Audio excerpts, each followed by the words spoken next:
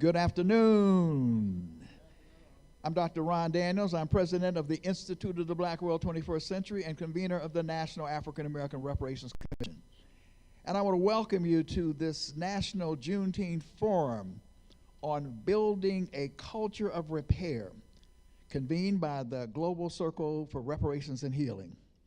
First of all, happy Father's Day to all the fathers out there on Juneteenth Day. Yes.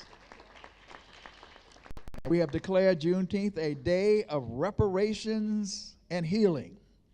I know they got watermelon ice cream and all kinds of salads, and stuff, but we're not buying any of that. We are talking about reparations and healing. To begin the proceedings, it is my honor to bring to the podium the senior pastor of this historic church. And let me just say that 30 years ago, I was an independent candidate for president of the United States. In fact, somebody just walked up and told me that they voted for me. I appreciate your vote, brother. But I declared my candidacy for the president of the United States right here at the historic Shiloh Baptist Church. Yes. And so this church is a great church, a wonderful church, and we bring now the senior pastor of this historic church of worship, Reverend Dr. Wallace Charles Smith, for the welcome and the invocation. Please welcome him.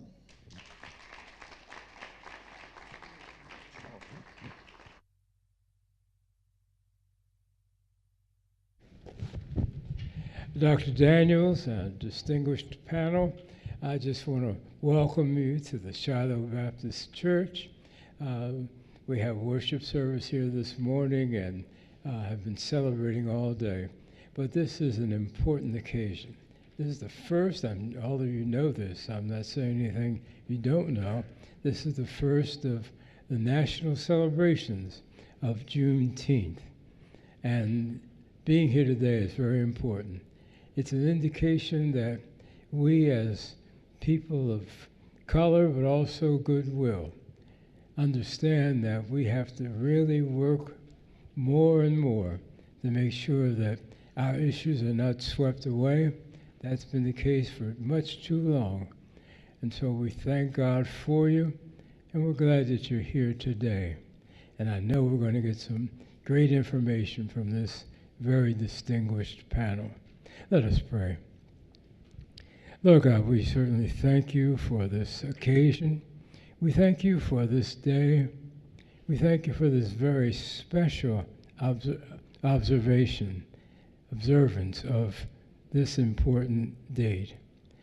Lord, it is just one of those tragedies of history that people in Texas had to wait 2 years before they found out that they were free, as unscrupulous planters and owners continued to benefit from their free labor, although for all of those 2 years they were free men and women. Lord, in that spirit, we pray for justice, we pray for equity, we pray for fairness. We thank you for visiting us today and helping us to think clearly about what we must do if we're going to continue the pathways of freedom. Amen.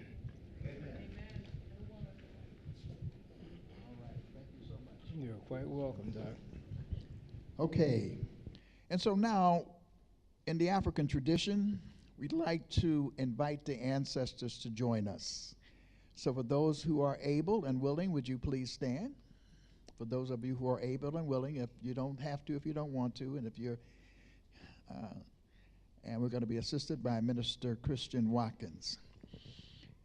In the African tradition, libations are poured because the African worldview is based on the notion that we not only are born, we of course die, but we continue in a ceaseless cycle of birth and death and resurrection. In the African worldview, there is the notion that we can invite our ancestors to be with us, to both bless us and to be among us as long as we utter their names. Nomo, the African word for the word. And when we utter their names, we bring them into our gatherings and to our midst, and they are able to be with us and to guide us and to bless us and to empower us. And there are many, many different ways that libations are poured throughout the African continent, and so we just sort of synchronize a way of doing it. And so in a very abbreviated way, we are going to do it today. I'll say a few words, and then I'm going to invite you to participate in the process by joining it. We begin by saying that we understand that we are an African people, that we are the creators of all of civilization, that all of humankind flows from out of Africa, from the womb of an African woman, indeed. That we are the givers of life and civilization, the great inventions that helped to create civilization, and we created great universities and great institutions. We are not a servile people. We are the original givers of life and civilization. And for that, we say Ashe. Ashe. There came a time, however, in our life, the life and times of our great people, when there was an intrusion. We call it the Ma'afa, the African Holocaust, where intruders from another world, another planet, not another planet, another part of the world intervened into Africa. And in so doing, utilizing weapons that we had not seen before and weapons that we were not capable of resisting to some extent, captured us. They captured us. But they did not capture us without resistance, because at every step, Africans resisted, whether it was Queen Nzinga and Shaka Zulu and others. We fought, we struggled, we resisted the conquest. And for all of those who fought and struggled and fought for our redemption and our salvation, let us say Ashe. We went to those dread castles that many of you have visited. And we were sent across the ocean, not knowing whether we would ever see our homeland again. But even then, in the Christian terms, there were some who said, before I be a slave, I be buried in my grave and go home to my Lord and be free. People resisted on the ships. They fought on the ships. And some actually dove overboard, knowing that we as an African people come back again and again and again. For those whose bodies are buried yet have risen from the ocean, let us say Ashe. On into this hemisphere we came to actually build, even as we were enslaved, even as they tried to strip us of our identity, even as they tried to strip us and to have us believe that our blackness was inferior. We did not believe. And so we went even into places like Jamaica and throughout Central and South America, and we created communities, maroon communities, where we fought back. The community is so strong that in many instances, the Europeans would not touch them. They negotiated treaties with our folk, because as an African people, we have that sense of resilience. And yet others were conquered because of the superiority of the weaponry and the disorientation of being away. And so for all of those who were enslaved and whose wealth was extracted, we say Ashe. We also say Ashe for those who resisted, and among them the Haitian Revolution, the greatest revolution the world has ever seen, led by the voodoo priest Boukman, who prayed to the African God. He said, the white man's God we do not understand, but the black man's God and woman's God is a righteous God. And so it was Boukman and Wakaema who gave the spiritual power. We know about Toussaint Louverture. We know about Dessalines.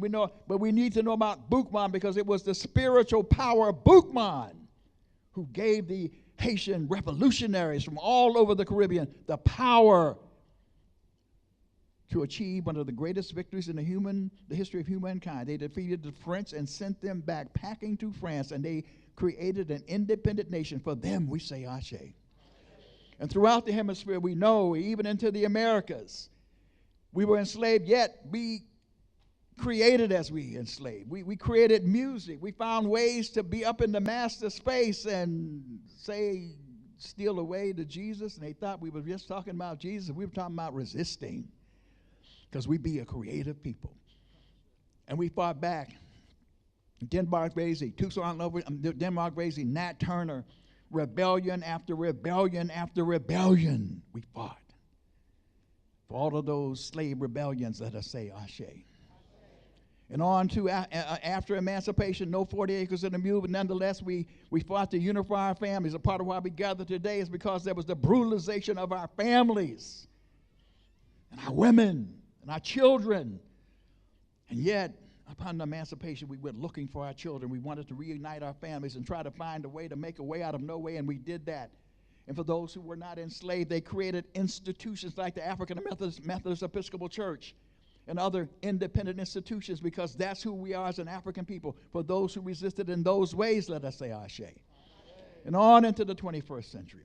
Whether it's the Honorable Marcus Mosiah Garvey, whether it is Queen Mother Moore, and on into, or El-Haj Malik El-Shabazz, into the 21st century, we have been fighting and building and resisting and creating for ourselves in the middle of this hostile, racist, white supremacist infected system. We have survived. As Maya Angelou says, and still we rise. And still we rise. And still we will continue to rise. And so shout out the names of, this Fannie Lou Hamer, and there's all the different people that you could shout out. I invite you to shout out the name of your heroes and sheroes, and say out the names of your families. Shout out their names. Shout out their names. Shout out their names. Shout out their names. Shout out their names. Shout out their names. Shout out their names. Let them bring them to shout out their names. And now we have a moment of silence.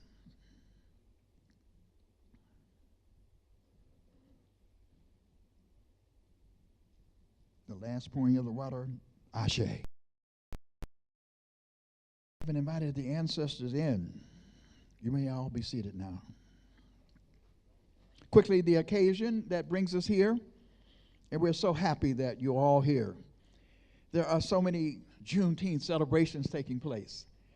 Someone said today it's not necessarily about celebration, it's about acknowledgement. It's about really knowing from whence we've come and knowing our history, and all of that will be a part of the program today and all of these programs. Look at these two beautiful young children in the front row. They're soaking it up. Let's give them a big round of applause for being here.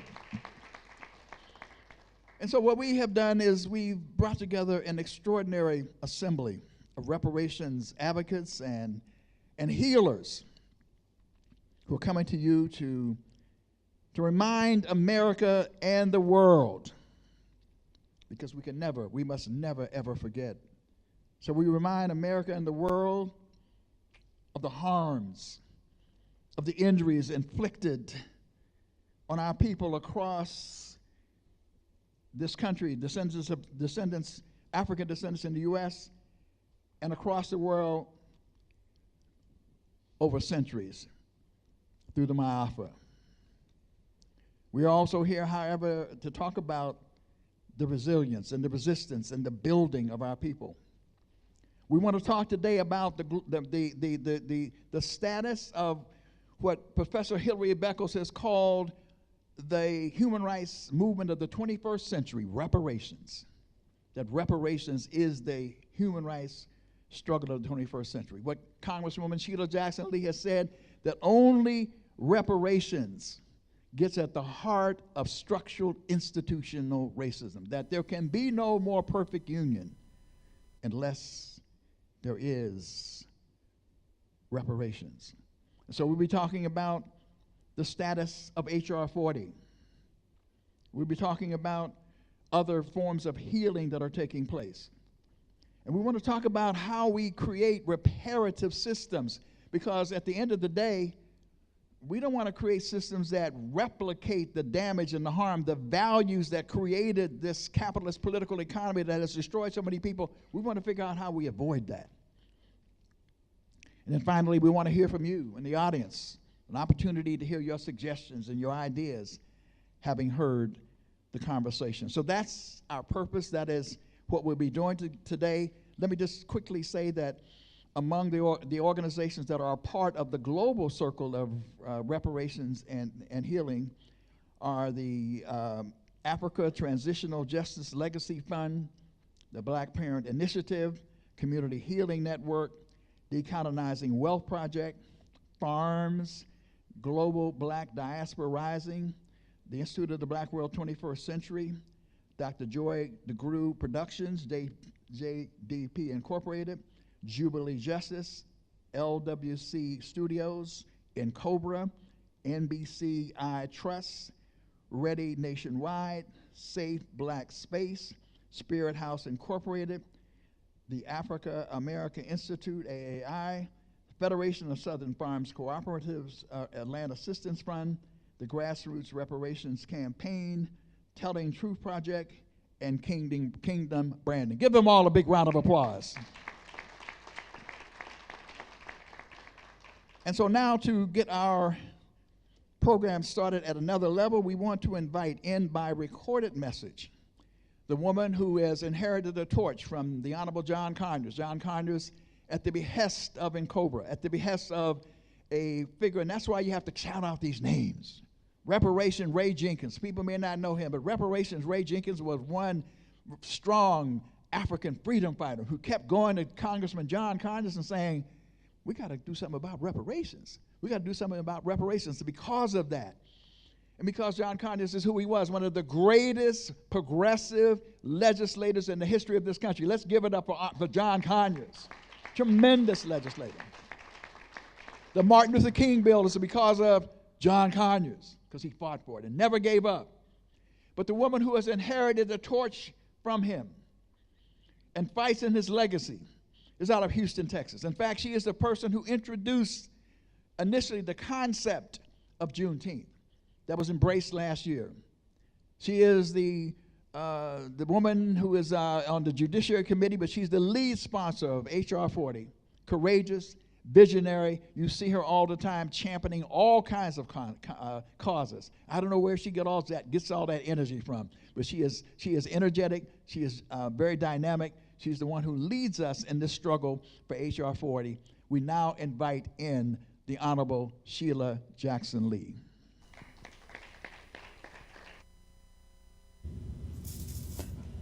Hello, I'm Congresswoman Sheila Jackson Lee. How powerful today is building a culture of repair, the global circle of reparations and healing.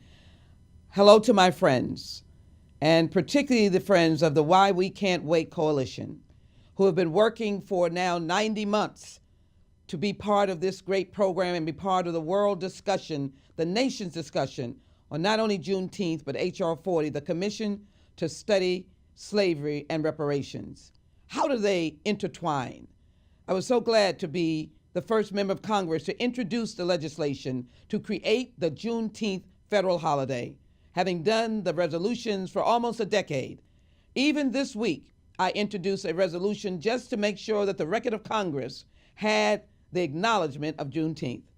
Juneteenth established in 1865. It was the time that General Granger arrived 2 years late after the proclamation emancipation that freed the slaves. But west of the Mississippi, the slaves still worked.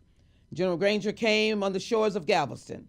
And the life of those slaves who had been the beast of burden, who had not been compensated, who had not been respected, who had not allowed families to be united. And there they were listening with abeyance of just an amazing amount of expectation. And this is what we do today in this forum. Their expectation was for goodness and for what was right. But as General Granger read that order said that you, the slaves, are now free. You can continue your manual labor. And in fact, you now don't have to leave. You can be part of an employer-employee relationship with your master. I would argue that many of the slaves there who were there with expectation may never understood the word employer-employee, because that means compensation, life insurance, workman's comp, time off. That did not happen with slavery. And so these slaves looked, as I said, with expectation, and they began to understand the word freedom. And if you look up Reedy Chapel, the oldest church there, the slave church, they in fact began to march and to leave to their freedom. They know what employee meant, but they knew what freedom meant. And so as we begin to capture the reparations and the healing, think about freedom. Juneteenth is the first.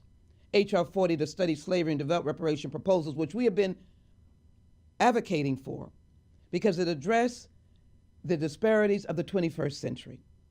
And it looks at slavery, the 13th, 14th, and 15th Amendment. It looks at the actions of hanging and the actions of the government in sanctioning horrors that happened. We do not look at this commission in anger. We look at it for the research and the capacity for repair and restoration. And that is what I know that you will discuss today, as well as the outstanding speakers that you will have will talk about the economic disparities. $17,000 for a black family to $171,000 for a white family. The disparities in criminal justice, disparities in housing. But as I close, let me be very clear. We in America, we love freedom. We don't want the ills. And what we are hoping to repair is to fix the government-sanctioned discrimination. And so we are pushing an executive order based upon the foundation of almost 217 congressional co-sponsors. We want the White House to collaborate with us on an executive order to bring that harmony to this nation, to understand those who fought in civil wars and wars beyond, who died and shed their blood, law enforcement, first responders who are in fact from this community. Happy Juneteenth, but it is somber in recognizing that it was the freeing of slaves. And it is my humble appreciation to salute you for this conference today. Happy Juneteenth, and let us pass H.R. 40, the Commission to Study and Develop Reparation Proposals.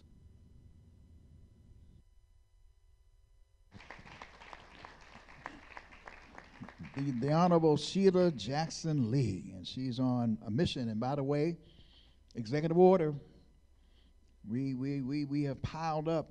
There are people on this stage who have worked to build more co-sponsors than ever before in the history of this bill. We know that it will not get through the Senate. Everybody knows the drill. Y'all know what the deal is. You can't get nothing through the Senate. And so it can be done by executive order. We had really asked Biden to do it by today, but if not today, we want a sign, we want a signal of when, because we can't wait any longer. We ain't waiting no longer, because we have waited all these many years. Our ancestors scream out for repairatory justice. One of the people that we know has talked about the damages and the harm that has been inflicted not only to our ancestors, but that flows, unfortunately, across generations. That the science now tells us that the damages, the harm is in our genes, that it is passed on from generation to generation, which is one of the reasons why we were susceptible more than anybody else to COVID, frankly.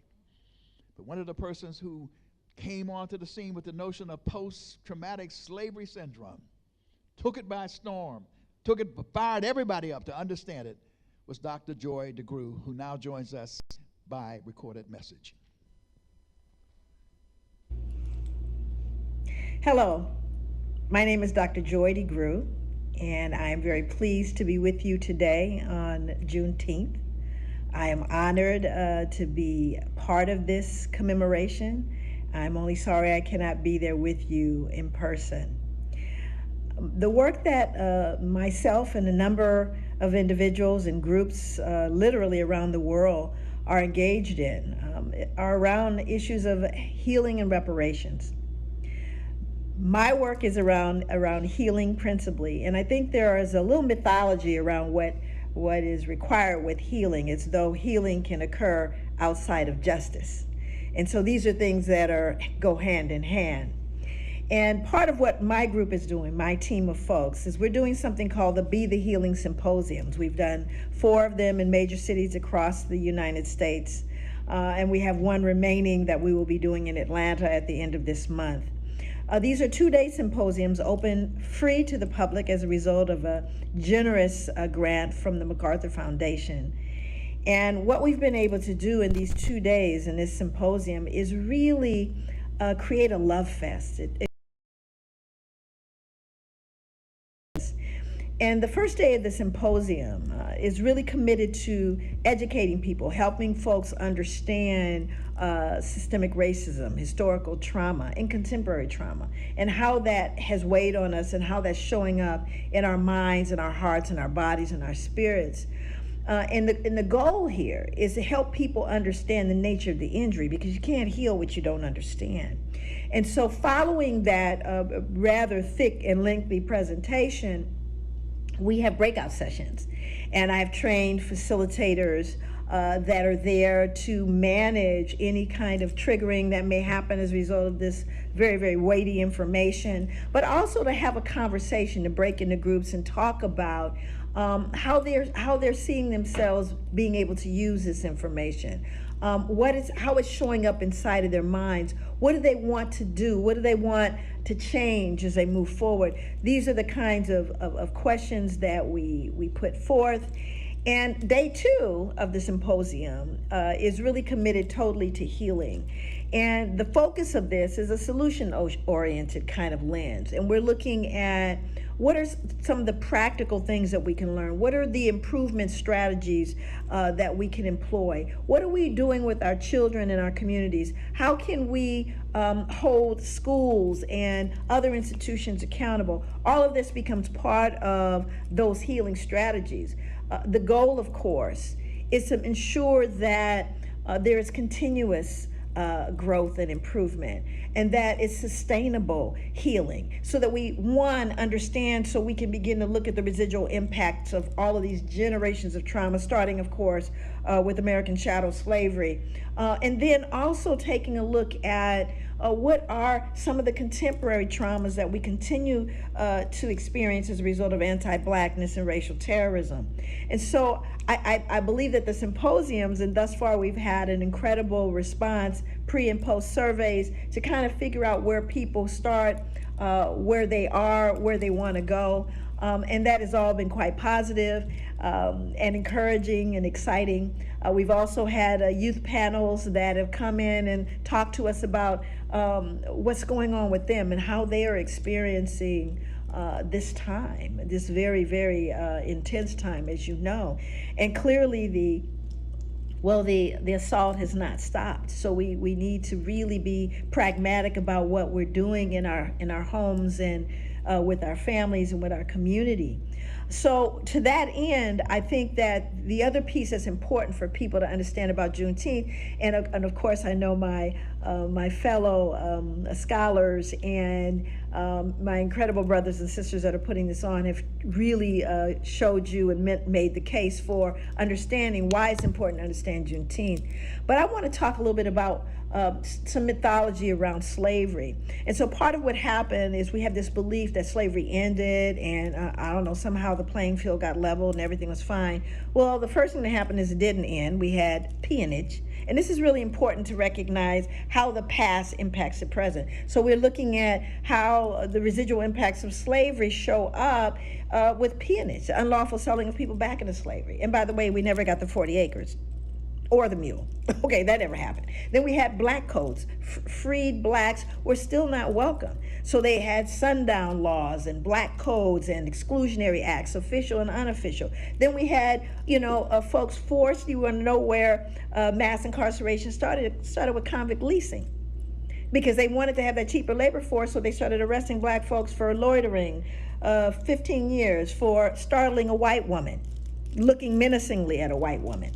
Right? So these things were big business then. It sustained white communities and white people, but it does today. And we don't even realize how many industries, how many organizations to this date are really still utilizing and exploiting prison labor. So that's happening to this day. So when we start looking at our displacement consistent with slavery, segregation, redlining, urban renewal, and now gentrification, right? So what we're looking at is a process of behaviors and laws that have consistently terrorized us.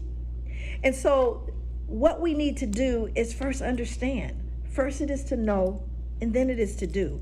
You cannot heal what you don't understand. And believe me, this is not something that can happen in a lab or in a clinic where we sit down. We're not broken people.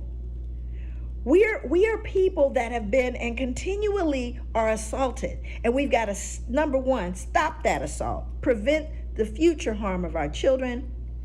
And then we have to ensure a continuous improvement. We have to ensure that there is sustained healing, sustained well-being. That's what this work is all about. That's what my work is all about, is to make sure that I can look in the faces of young people and say to them as their elder, I got you. I got you. So what I want to say in closing is I love you all. I know we're in a real difficult time right now, but it's a pregnant time, and this too shall pass. And given what we've experienced, I know we got this moving forward. So I want you to be safe, to be well, and to be the healing. Thank you so very much. All right, Dr. Joy DeGroot, if you will. And that was what we call a framing presentation around the notion of healing.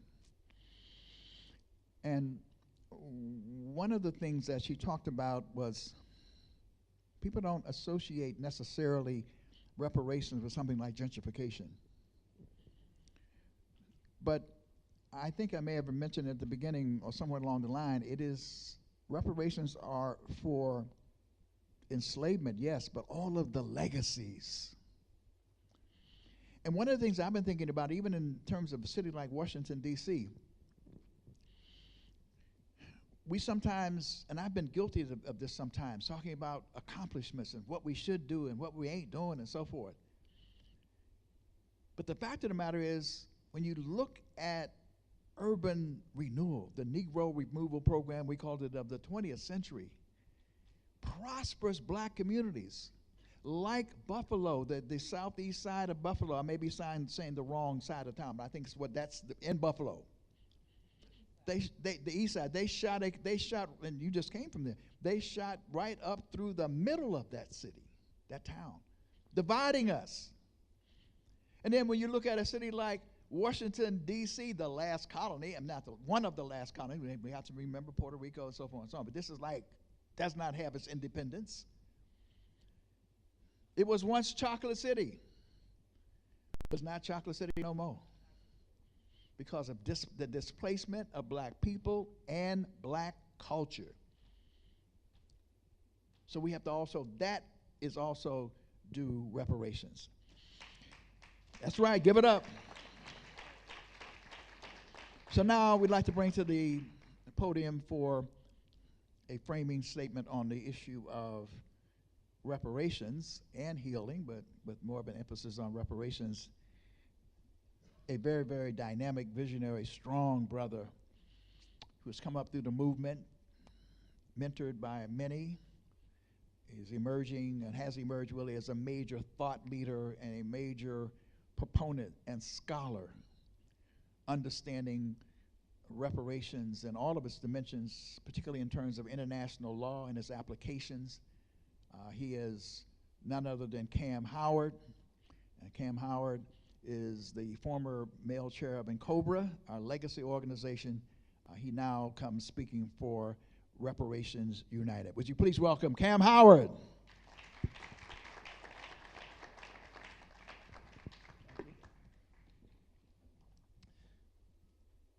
Thank you, Dr. Daniels.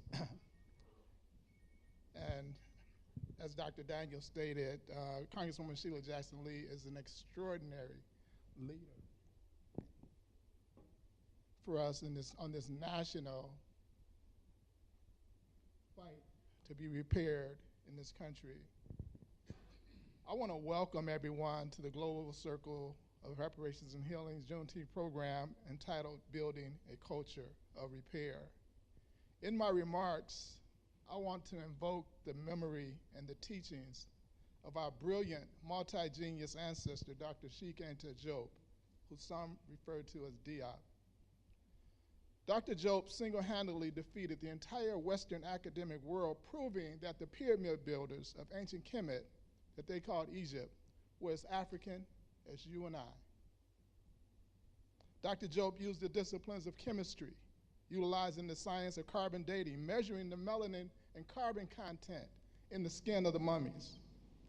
He utilized history, researching ancient records to see what the Kemetic people said about themselves and what contemporary writers who lived outside of Kemet were writing about them. He utilized linguistics and the etymology of words, learning the Kemetic language and linking it to modern-day African languages like those of his own language, Wolof, that's spoken all the way on the other side of the continent in the country of Senegal. He added to his proof utilizing anthropology and the origins of humanity and civilization and culture, and he even debunked their own ultra-racist field of Egyptology, again, mastering the ancient language of our ancestors. And he gave all of this multidisciplinary research to us in his book, Introduction to African Civilization. The title of that book was radical and revolutionary at the time because European academia were saying that Africa and Africans didn't have a history.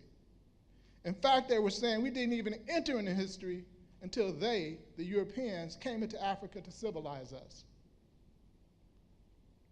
So we are here today talking about building a culture of repair because of their so-called civilization. And I want to say that again because I really want that to sink in today. We're talking about building a culture of repair because of their civilization.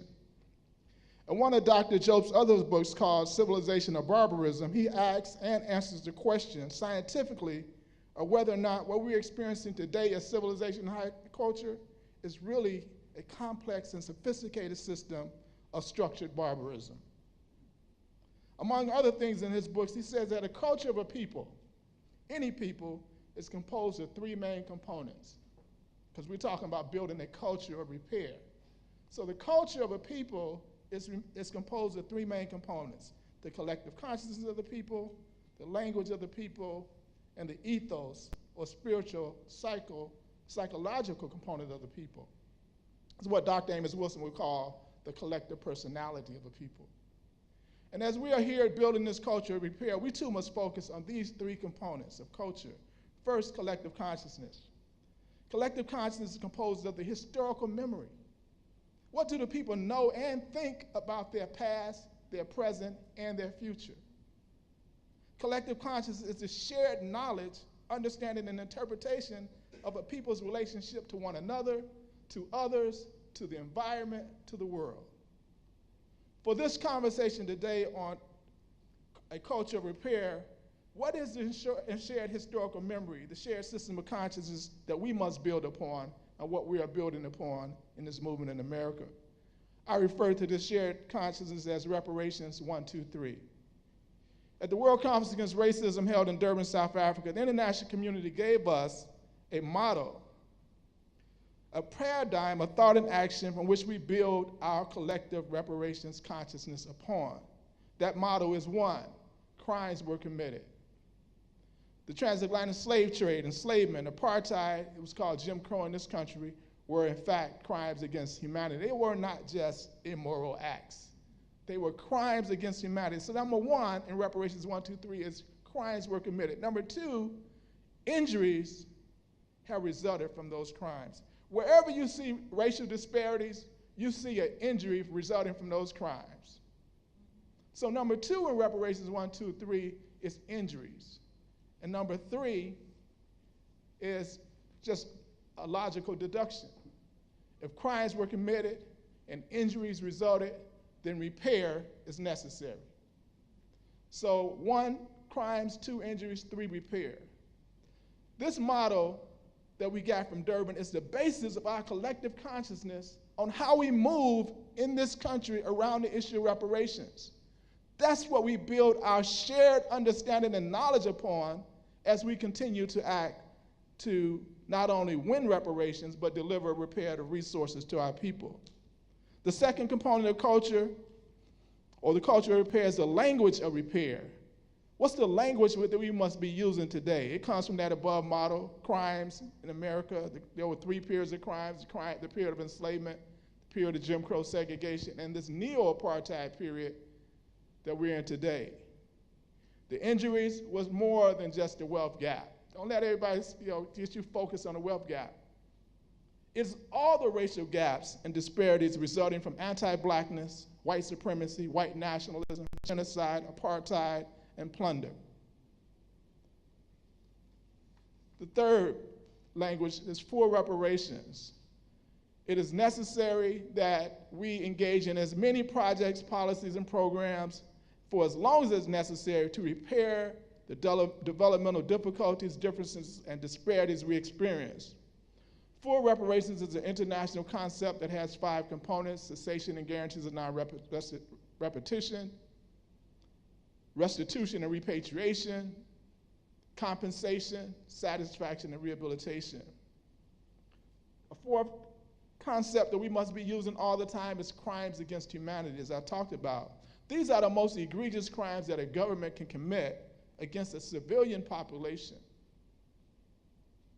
And most importantly, crimes against humanity do not have a statute of limitation that bars us from how long we can bring this crime to justice. Number 5, comprehensive eligibility. We get that eligibility has been debated around the country right now, and we get this term comprehensive from our sister Jam, who you're going to hear from later, but it flows effortlessly from the Durban model. Whoever the crimes or harms were committed against, they or their descendants are eligible for redress for those specific crimes of those specific periods. These were complete systems of social control, and inherently all were affected either socially, economically, physically, emotionally, psychologically, or spiritually. There was no escaping. That's why the National African American Reparations Commission says all black people harmed in America should be repaired in America by America. So as we advance the movement, it's important that we are speaking the same language, the same reparational language to each other and to those who have harmed us. This brings us to our last component of building the culture of repair, the reparations ethos.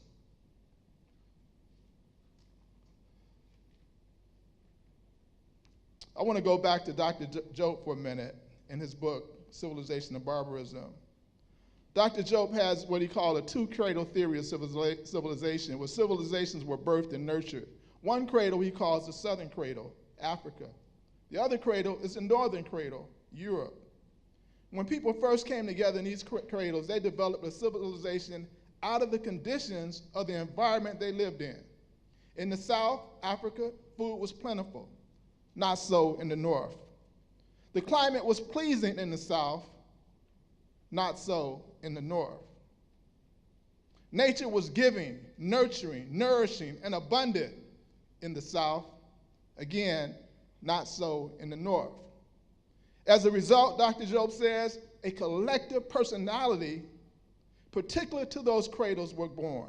In the North, the ethos was warring and aggressive, xenophobic, which means a hatred of strangers, and hostile. In the South, it was communal, harmonious with nature, xenophilia, and welcoming. So in essence, as we are building our culture of repair, our ethos has to be one where we go back to the origins of our civilization, the origins of collectivism, communalism, and cooperativeness, utilizing the African people principle, the greatest good for the greatest number of African people. The ethos of tribalism that is taking place in the reparations movement now must not allow to flourish if we are truly going to build a culture of repair in America, a culture of repair in the world. So again, our ethos, our collective personality is one that says all black people harmed in America by America should be repaired in America by America. And by extension, all black people harmed by global anti-Africanists must be repaired wherever they are, regardless of their place of birth. Repair is determined by the place of injury. I'm Cam Howard of Reparations United, and we are the Global Circle of Reparations and Healing. Thank you. All right, brother, you're allowed to drop the mic. Brilliant presentation as expected, and I'm going to tell you who's looking at what he's looking at and saying, Dr. Leonard Jeffries is looking at you, brother. He said, because you know Dr. Leonard Jeffries loves him some chair after Dion. Now we want to get into our panel discussion. We were going to hear a little bit of the sounds of blackness, but I'm trying to create a little bit more space to hear from our panel. And so what I'm going to do first is I want each of the panel to self-introduce themselves. So I'm going to start from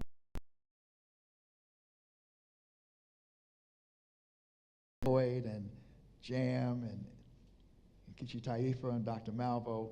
You can self-introduce yourself, a little bit about your work, tight, crisp, but everybody know who you are. So Dr. Lloyd, you have the mic. Thank you. Well, good afternoon, everybody. My name is Dr. Good afternoon. This is call and response, right? We among our people. Okay, I just want to be sure. I just want to check in. Thank you for that. My name is Dr. John D. Lloyd. I am the Interim Executive Director for Community Healing Network. Community Healing Network is very excited and delighted to be a part of the Global Reparations group here that you see today. And a little bit about what we do. We are on the healing side. We focus a lot of our work on healing, and emotional reparation really is the way that we like to frame that. So healing from a very spiritual, psychological perspective. We're really trying to understand that and educate folks that there's a false narrative out there. There's this white lie that white people are superior and black people are inferior. That is completely false. And what we do through our work is we bring folks together in black-only spaces to talk about issues that impact us, impact our communities, and hopefully lift up people, make them feel good, make them feel that they're part of something, they're part of this change.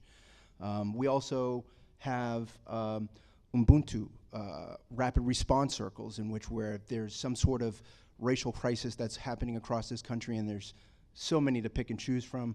We have a team that goes out there in that community to work with folks on the ground to support that community. So I'll pause there and I'll pass it over. Very much. All right. Jessica Ann Mitchell, also known as Jam. She be jamming too. I don't know if you all can hear me well. I'm Jessica Ann Mitchell Iwuyor, but that's long, so we go with Jam. I'm the founder of the National Black Cultural Information Trust, where we share news, resources, and information that uplift the collective freedom of black communities, but also challenges cultural misinformation. One of the enduring harms of enslavement was erasure, where the identity of our ancestors was constantly pushed to be erased by these harmful systems because they knew that within the identity of our ancestors was strength. And that erasure is currently still going on. And it's also unfortunately infiltrating some parts of the reparations space. So what we do at NBCI Trust is push back on that and promote the narratives of our ancestors' full identities and cultures and everything that we as Black America are built on. And so just like yesterday, we go to different community events as well in the DMV. Yesterday, we were giving out Juneteenth coloring books to children in Waldorf, Maryland, and also giving out different types of children's books that start at the Civil War or the Emancipation era all the way up until now. But that's just part of the work that we do, and we're just super excited to be a part of the Global Circle for Healing Reparations. All right, Jam. Greetings and salutations. Happy Juneteenth, happy Father's Day, and reparations now. All right. My name is Nkechi Taifa. I'm an attorney, I'm an author, I'm a scholar, and I am an activist. I've been working on issues of reparations for over 50 years. Yes, 50. You know, we don't crack. ever since I was a teenager selling Black Panther newspapers on the streets of Washington, D.C. I sat at the feet of many of the elders of reparations movement, many of whom are no longer with us, but are with us on the ancestral plane, such as Queen Mother Moore, who started out with the Garvey movement, who's kept the issue of reparations alive throughout her entire life. Brother Imari Obadeli, Brother Chokwe Lumumba, these were folk that were part of the Black Power movement, from which actually the modern day reparations movement sprang. I am a founding member, one of the founding members of NCOBA, the National Coalition of Blacks for Reparations in America, founded in 1987, worked very closely with Congressman John Conyers in fashioning H.R. 40. I am an inaugural commissioner on NARC, the National African American Reparations Commission, and I am the director of the Reparation Education Project, which seeks to bring value to the broadening field of reparations. I have a TED Talk that I did several weeks ago. Please go to YouTube and pull up my name, or just pull up Reparations TED Talk, and you'll see a number of folks, but wait till you see my name. Okay, Nikichi Taifa. And I have a book that will be coming out very soon called Reparations on Fire, How and Why It's Spreading Across America. And in conclusion, in the appendix of that book will be the text of a book I co-authored in 1987 with Imari Obadeli and Chokwe Lumumba, both of whom are now ancestors, called Reparations Yes, the legal and political reasons why our ancestors should be paid in us for, I forgot, it's a long title. It was 1987, but I am reproducing the text of that book as part of the appendix of Reparations on Fire. Thank you very much. Aiba. All right. Well, happy Sunday, y'all. Happy Sunday. I'm not going to say happy Juneteenth. I am happy that it's Juneteenth, but I have bittersweetness about this day. I first of all want to give honor to our pastor. Thank you so much for letting us into your house. And of course, I bring greetings from my pastor, Reverend William Lamar. And I think of you often. We had a conversation at the airport years ago, and you told I need to go find me a church. And I did. I came by here a couple times that you were preaching from a PowerPoint, and I wasn't feeling that. So I went over to Pastor Lamar, who don't use a PowerPoint. But I love you anyway, and I'll be back every now and then. But thank you for bringing us here. Of course, Dr. D, thank you for all that you do. This brother is a long-distance runner, underestimates him. What I said about him recently on the occasion of his 80th birthday is I would ask for 80 more, but that would be greedy because he can't do 80 more. Nobody can. Even the good Lord didn't do 80. He only did 33. But this brother is with us. He's in it to win it. I want to also just basically acknowledge all of our panelists.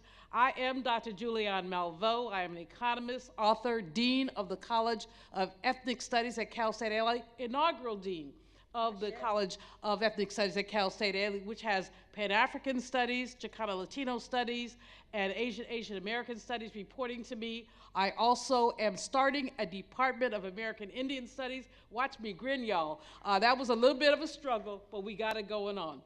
I am an economist, as I said, and economics is about the study of who gets what, when, where, and how. Who gets what, when, where, and why. And what we know is that the foundation of this putrid nation, yes, I did say putrid nation, is enslavement. That there would be nothing here were there not enslavement. That there is utter denial about basically the contribution that enslavement has made to our country. Now, I ain't mad at white folks, because most working class white folks weren't even in it. What I'm mad at is predatory capitalism, is a system that extracts surplus value from people.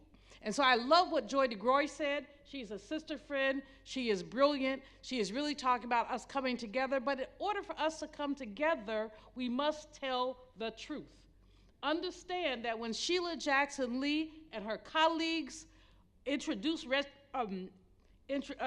legislation for Juneteenth, it passed by unanimous consent in the Senate, but about 6 of those devils had stuff to say on the side. Like, we don't know, this is the radical left. And 14 Republican congresspeople voted against Juneteenth. And one of the fools said, this is about critical race theory.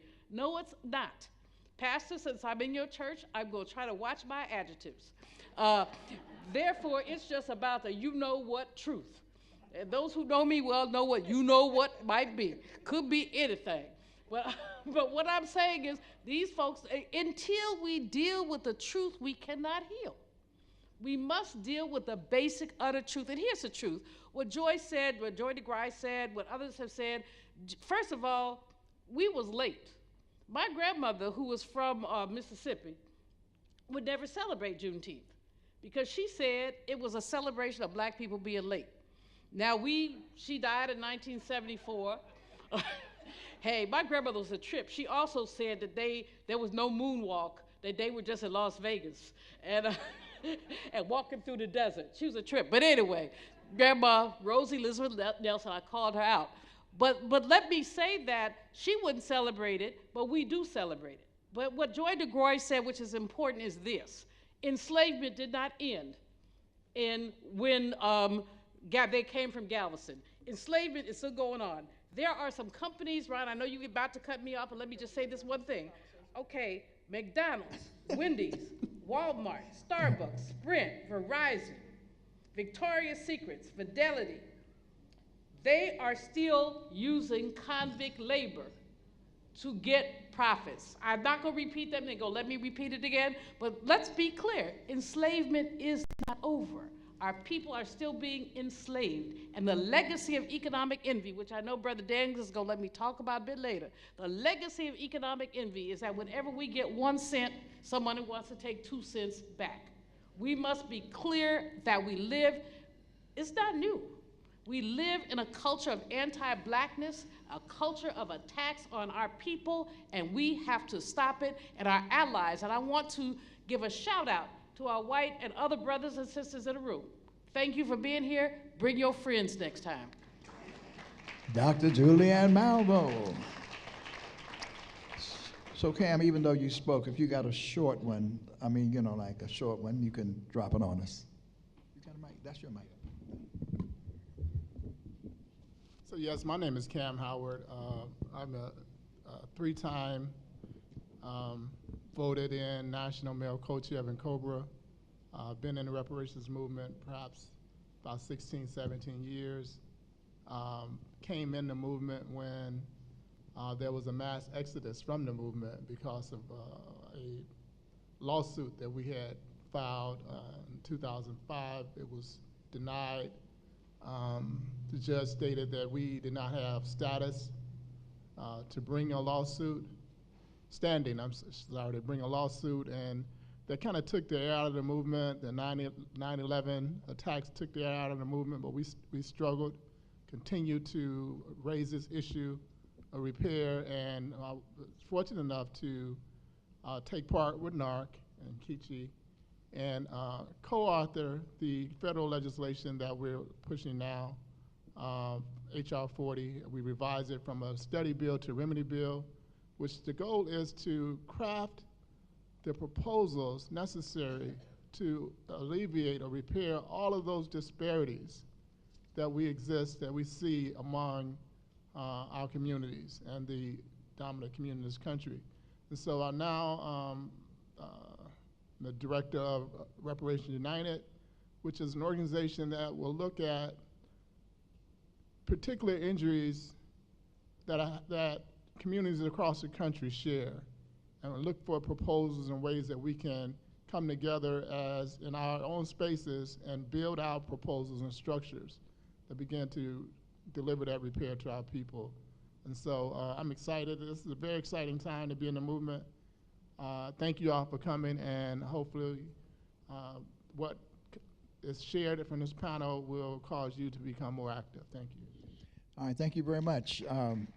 So now we want to have a conversation. I was mentored and tutored by one of the panelists to have this style of conversation, not other than Nkechi Taifa. She's the first one I ever heard say guided conversation, which is a good way of doing it, rather than everybody just speaking and having it on and so forth. Just have a conversation and pull it out. And I probably need to keep my mic live, because when I tap on it, that means you are talking too long. I don't want to have to step over there, because I will do that. I've been known to do that. because we really want to leave time for you to step forward. You know, a limited number of people can't get everybody to give your suggestions more than anything else. You may have questions, and we can answer those questions later, but we want to hear what you think. We want to hear your ideas. Some of you are active, some of you are organizers, want to get your opinions. So the first thing I want to do is get a quick reaction to the framing statements. You heard Dr. Joy DeGruy, you of course heard Sheila Jackson-Lee, you heard Cam Howard. If you have thoughts about what they said, what it triggered in your mind in terms of substance, in terms of where we are and where we should be going from your perspective. Or you can just pivot and start talking about whatever you choose to talk about, but I wanted to begin with a kind of response from them. So we'll start with you, Dr. Lloyd. Sure. Well, I definitely feel that the Cam's presentation really resonated with me on a lot of levels. I think that, you know, thinking about the atrocities that our people have suffered over the generations and how there needs to be an accounting for that. And we need to address that. Injuries were suffered, and we need to be able to come together and figure out what is the best way for us as a people to A, heal, but B, to somehow receive some sort of reparations for this generational, hurt and pain and enslavement. It is so pervasive in almost every aspect of our lives, and it affects our people to the nth degree, that we need to do something. And I really appreciated exactly the way that you had put that. Yeah. Jan?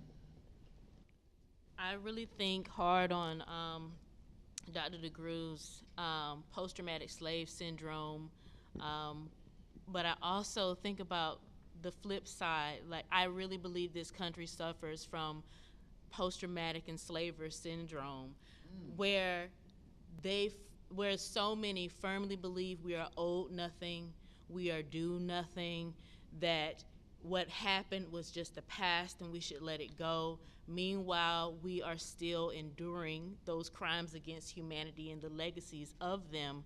And so I still wonder how we can break through that false narrative, because with this post-traumatic enslaver syndrome, that's connected to all of these harms. People ask, is everything about race? And we know, yeah, it basically is in this country. But like when you look at the history of tipping, when you look at why we're not increasing the federal minimum wage, why we have people that are working in prisons for these corporations, all of it is part of that post-traumatic enslaver syndrome, not wanting to let go, not wanting to fully acknowledge Black people as full human beings with our own rights and agency. And in my mind, it's like this struggle between post-traumatic slave syndrome and post-traumatic, I guess, enslaver syndrome, and how we combat that to get our full repair. All right, okay, Sister Nkechi. So thank you very much for those framing statements. And I think for both Joy DeGruy and Cam Howard, Joy DeGruy talked about the importance of historical memory, and Cam talked about, Joy talked about basically you cannot repair unless you know what needs to be repaired. And I think Cam spoke about historical memory, and both of those themes resonated with me, particularly when I look at what I always quote from Mamie Till Mobley, the mother of Emmett Till, back in 1955, who demanded an open casket for the world to see what had been done to her son. And she demanded this open casket because she said that she did not want his memory swept under the rug.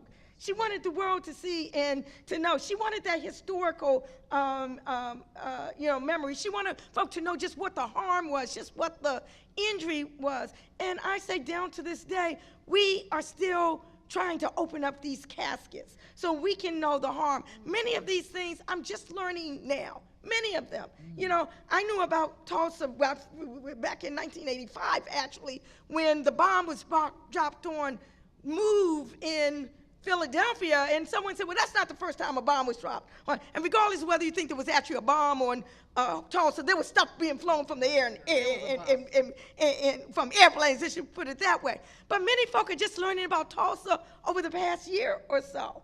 Okay, many of us, I didn't know anything about Elaine, Arkansas, till National African American Reparations Commission went into Elaine, Arkansas, and exposed all of that. I only knew about Rosewood because John Singleton did a movie, a Hollywood movie on Rosewood, and it really opened up my eyes. And then when I heard about Wilmington, North Carolina, that again was a result of a documentary. So we need to begin to really wholesale open up these caskets so like the little people, like the little girls right there, the little twins right there, will know our history. This is not the time to take Black history out of the schools. This is the time to inundate our schools and all like that with our history. Thank you. All right, give it up, give it up. All right.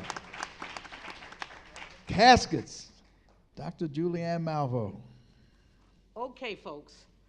I appreciate everybody's passion, and I certainly appreciate the framing statements. Cam, that was so very comprehensive and important to put it in the context of the history. And that's what we're losing now. What we're getting is a resistance to history. And when Sheila called out the name, and I can call her Sheila, she's my friend. She is Congresswoman, but I can also call her Sheila. We've broken bread together. When she called out the name of the sister who detailed her oppression, what happened to her? A chill has to go through your body. And I don't care whether you're Black or white or Latino, Asian, a chill has to go through your body when you think of a woman being brutalized so. But in order to brutalize, you must first dehumanize. And that's literally what has happened. If you look back at the history, initially Black people were brought here enslaved, white were brought here as indentured servants. No distinction was made between them until a point in time when it became clear that we could be exploited by the color of our skin. Before that, you could even go into Virginia and find records of interracial marriage. You could go into Virginia and into North Carolina and find relations between people who are not the wealthy being relatively equivalent, not completely, but relatively. But then when you fast forward it to where they began to codify inferiority with a narrative, as Jam says, a narrative about our inferiority, that gave them permission to basically dehumanize, and then from dehumanize, exploit. Therefore, David Walker's appeal is one of the most important pieces of historical literature that you will ever read, because he talked about appealing to white people, appealing for our humanity.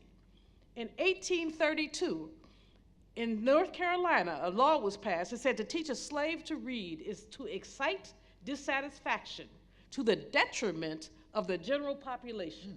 Now, I used that when I became president of Bennett College as my opening statement to talk about why education of Black people, and especially Black women, because when Black women learn, our children learn.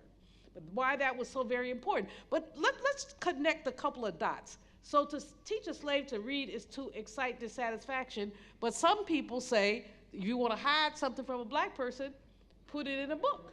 Now, is there some inconsistency up in here?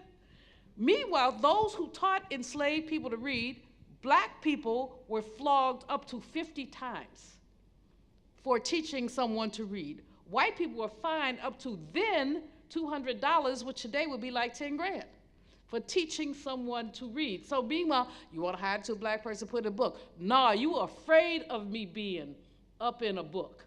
You are frightened of what I will learn when I've been up in a book. And this is what we need to deal with when we're dealing with this. So Oklahoma, the site of Tulsa, was one of the first states to pass a law forbidding so-called critical race theory. Now, he ain't gonna give me enough time to break that all down to tell you they don't teach it K through 12. Right.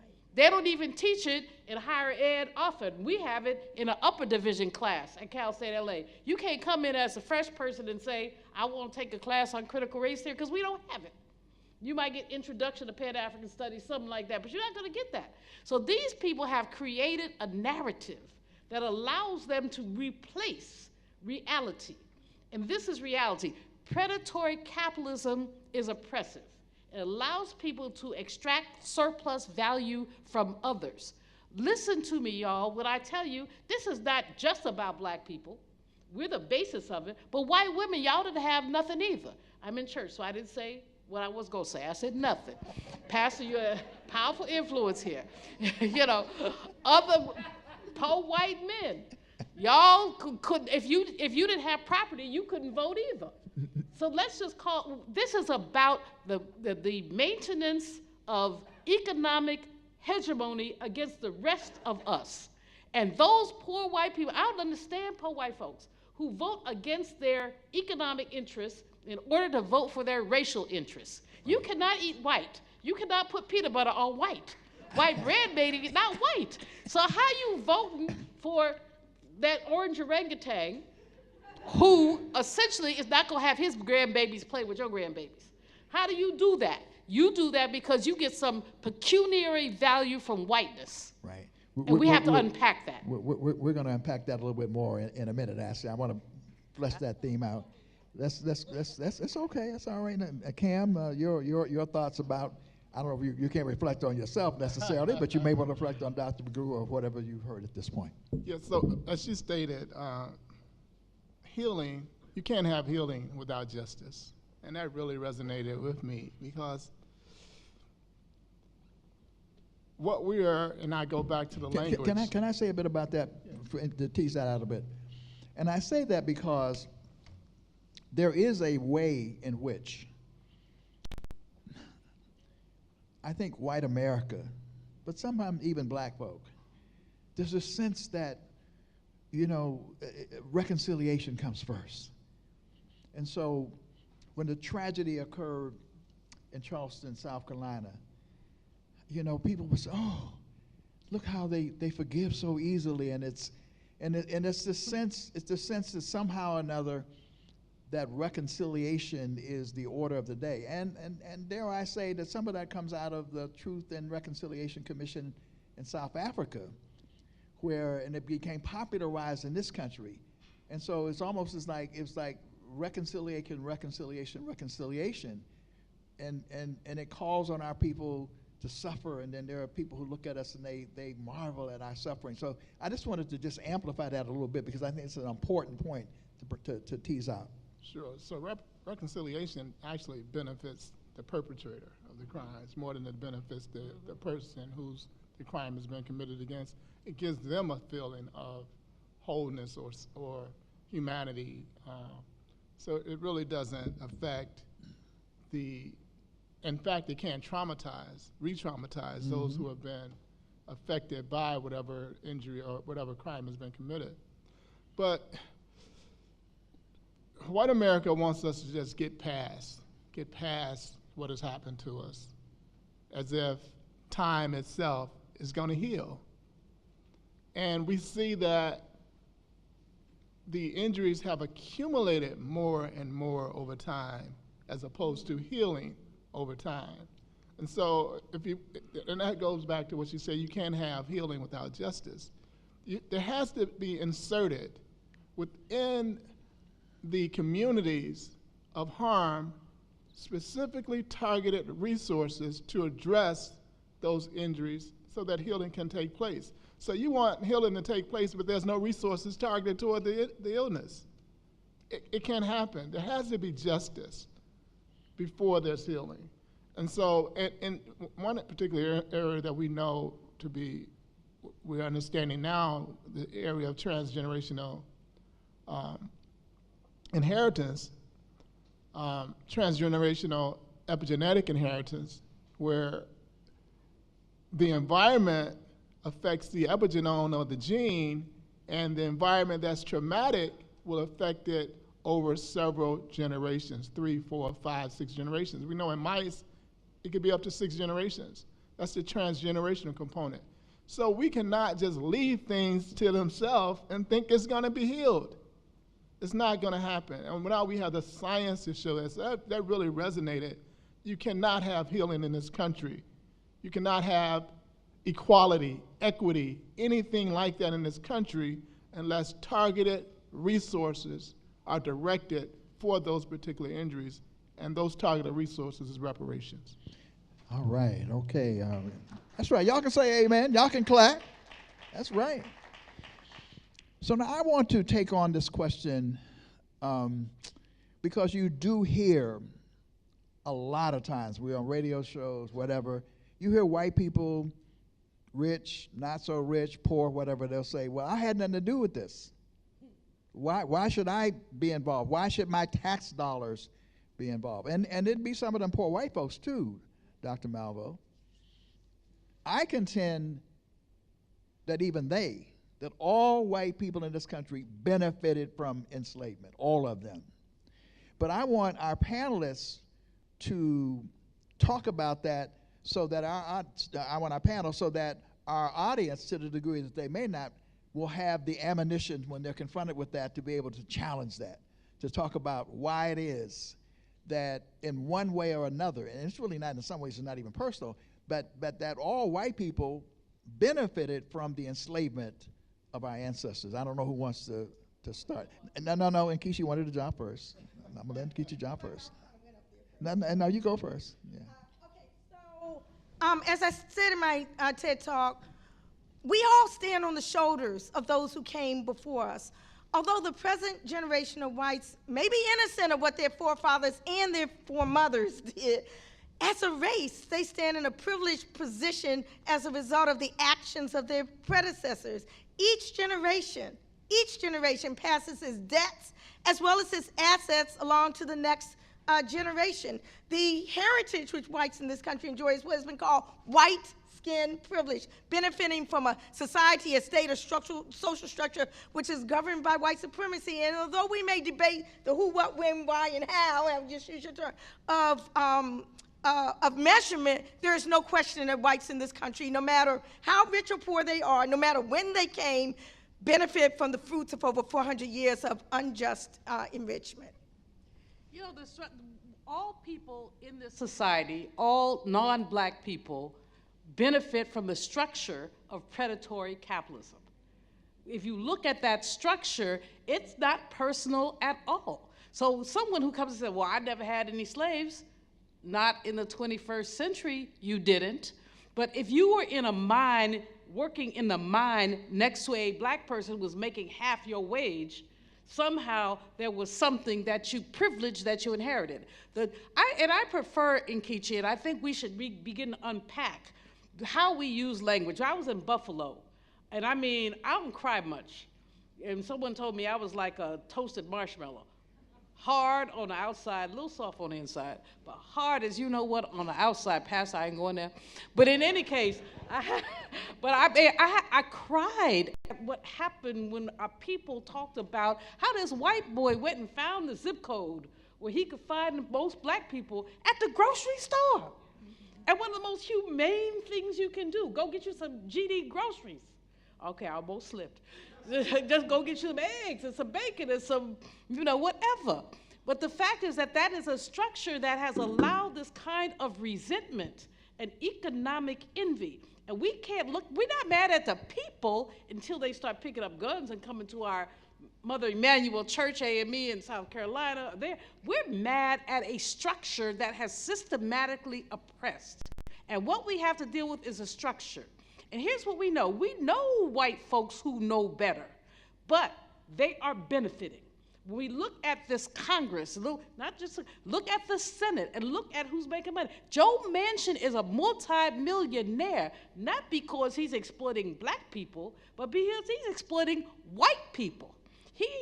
They're not that many of us anymore that are coal miners, but this boy has made millions doing mine work. So when you talk about, well, I didn't have any slaves, though, but you have a structure that allowed you to exploit. It allowed you to become a landlord while I'm a renter. It allowed you to become a supervisor while I'm a line worker. It allowed you to exert your picayune privilege in ways that explain. It allowed you to rape my mama, my grandmama, and anybody else. See, you don't get black people who look like me unless white people was crazy, unless they chose to exploit us. And so let's really be clear, when people want to make it personal, it is not personal, it is structural, and you benefited from the structure, and whether you made $1, $5, and $1 billion, there was a structure that allowed you to benefit where we did not. And fast forward, now you're gonna have some white folks tell you, well, yeah, but you got Oprah. You got Magic. We got black people who are multimillionaires, billionaires, all that. So what y'all complaining about? Well, if you took all Oprah's money and divided by all the black people each got $3. So it's irrelevant. Yes, there will be exceptionalism, and it's called capitalistic exceptionalism that allows a few to climb up to the top so then they can throw that back at you and say, well, yeah, you got black millionaires. Nothing about a black millionaire has changed the terms and conditions of our economic life. Okay, anyone else want to address that? Anyone else? Well, I do. I want to add a little something to the mix. Because I think that we need to clarify it even more. And and all of you know this. There is a white woman. Her name is Trina Brown. And she wrote a book and a documentary called Traces of a Trade. So let's go to enslavement. You did not have to enslave people to benefit from enslavement. So for example, if you have, out of New England, one of the regions of the country that benefited most from enslavement was not the South, it was up South in New England. Why? Because there was slave trafficking going through something called the triangular trade. And in that triangular trade, it was so robust that what it did was it created an industry in shipbuilding, in textiles. So the point is, even if you were not directly involved in slavery, you got a job in the textile industry. You got a job in the shipbuilding industry, if you understand what I'm saying.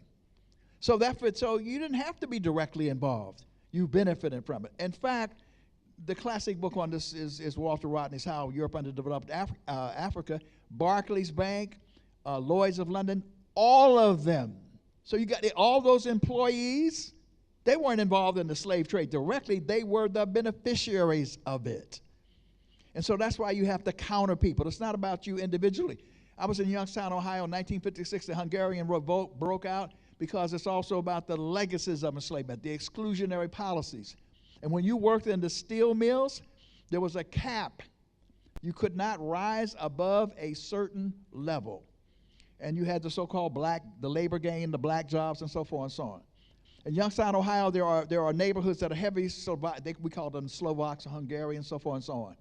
People came and they went into those neighborhoods. They went into the steel mills where my father worked. He couldn't go above grade, let's say 4. There's 5, 6, 7, and 8. When they went in, these folks were immediately employed in 5, 6, 7, and 8. Now later on, you'll hear them saying, but I had nothing to do with discrimination. Well, you may not have anything to do with discrimination, but you took advantage of the white skin privilege and you passed that on intergenerationally. And what was a benefit from you was a deficit for our community. It was a deficit for our community. So we want you to be able to have that information so when people who are well-meaning make that argument, you can contend with it because all white people. Now here's where the class element comes in, as Dr. Malvo pointed out. You know, the big white folks got more. They benefited disproportionately, more than the poor white folks did. And you can also go into things like the Homestead Act, for example. You know, a lot of land went out. We didn't get the land. White folks got the land. They say, well, we ain't got nothing to do with it. Yeah, but you got land we couldn't get, and you could pass that on what? Intergenerationally. So we have to be very clear about those concepts. All right. Is it quick? Act, real quick, let's talk about the Federal Housing Act. Let's talk about the ways that our communities were redlined. Let's talk about the GI Bill. Let's talk about the fact that only 600 black men in Mississippi were able to go to college on the GI Bill. When they would go, they had to go appeal to a draft board. And when they appealed, brother man would say, I want to go to college. He said, nah, man, you could go to barber school. Okay, so the GI Bill, which transformed working class white people into middle class white people, did not include us. So there is a history of legislation that was deliberately exclusionary. And we need to be clear. Your example about your dad and the steel mill is perfect, because and none of these things were written down. I mean, this was just, it was custom. Black man comes, you're level 1. White man comes, you're level 5. Black man works at 20 years, you get up to level 4. You never get to level 5.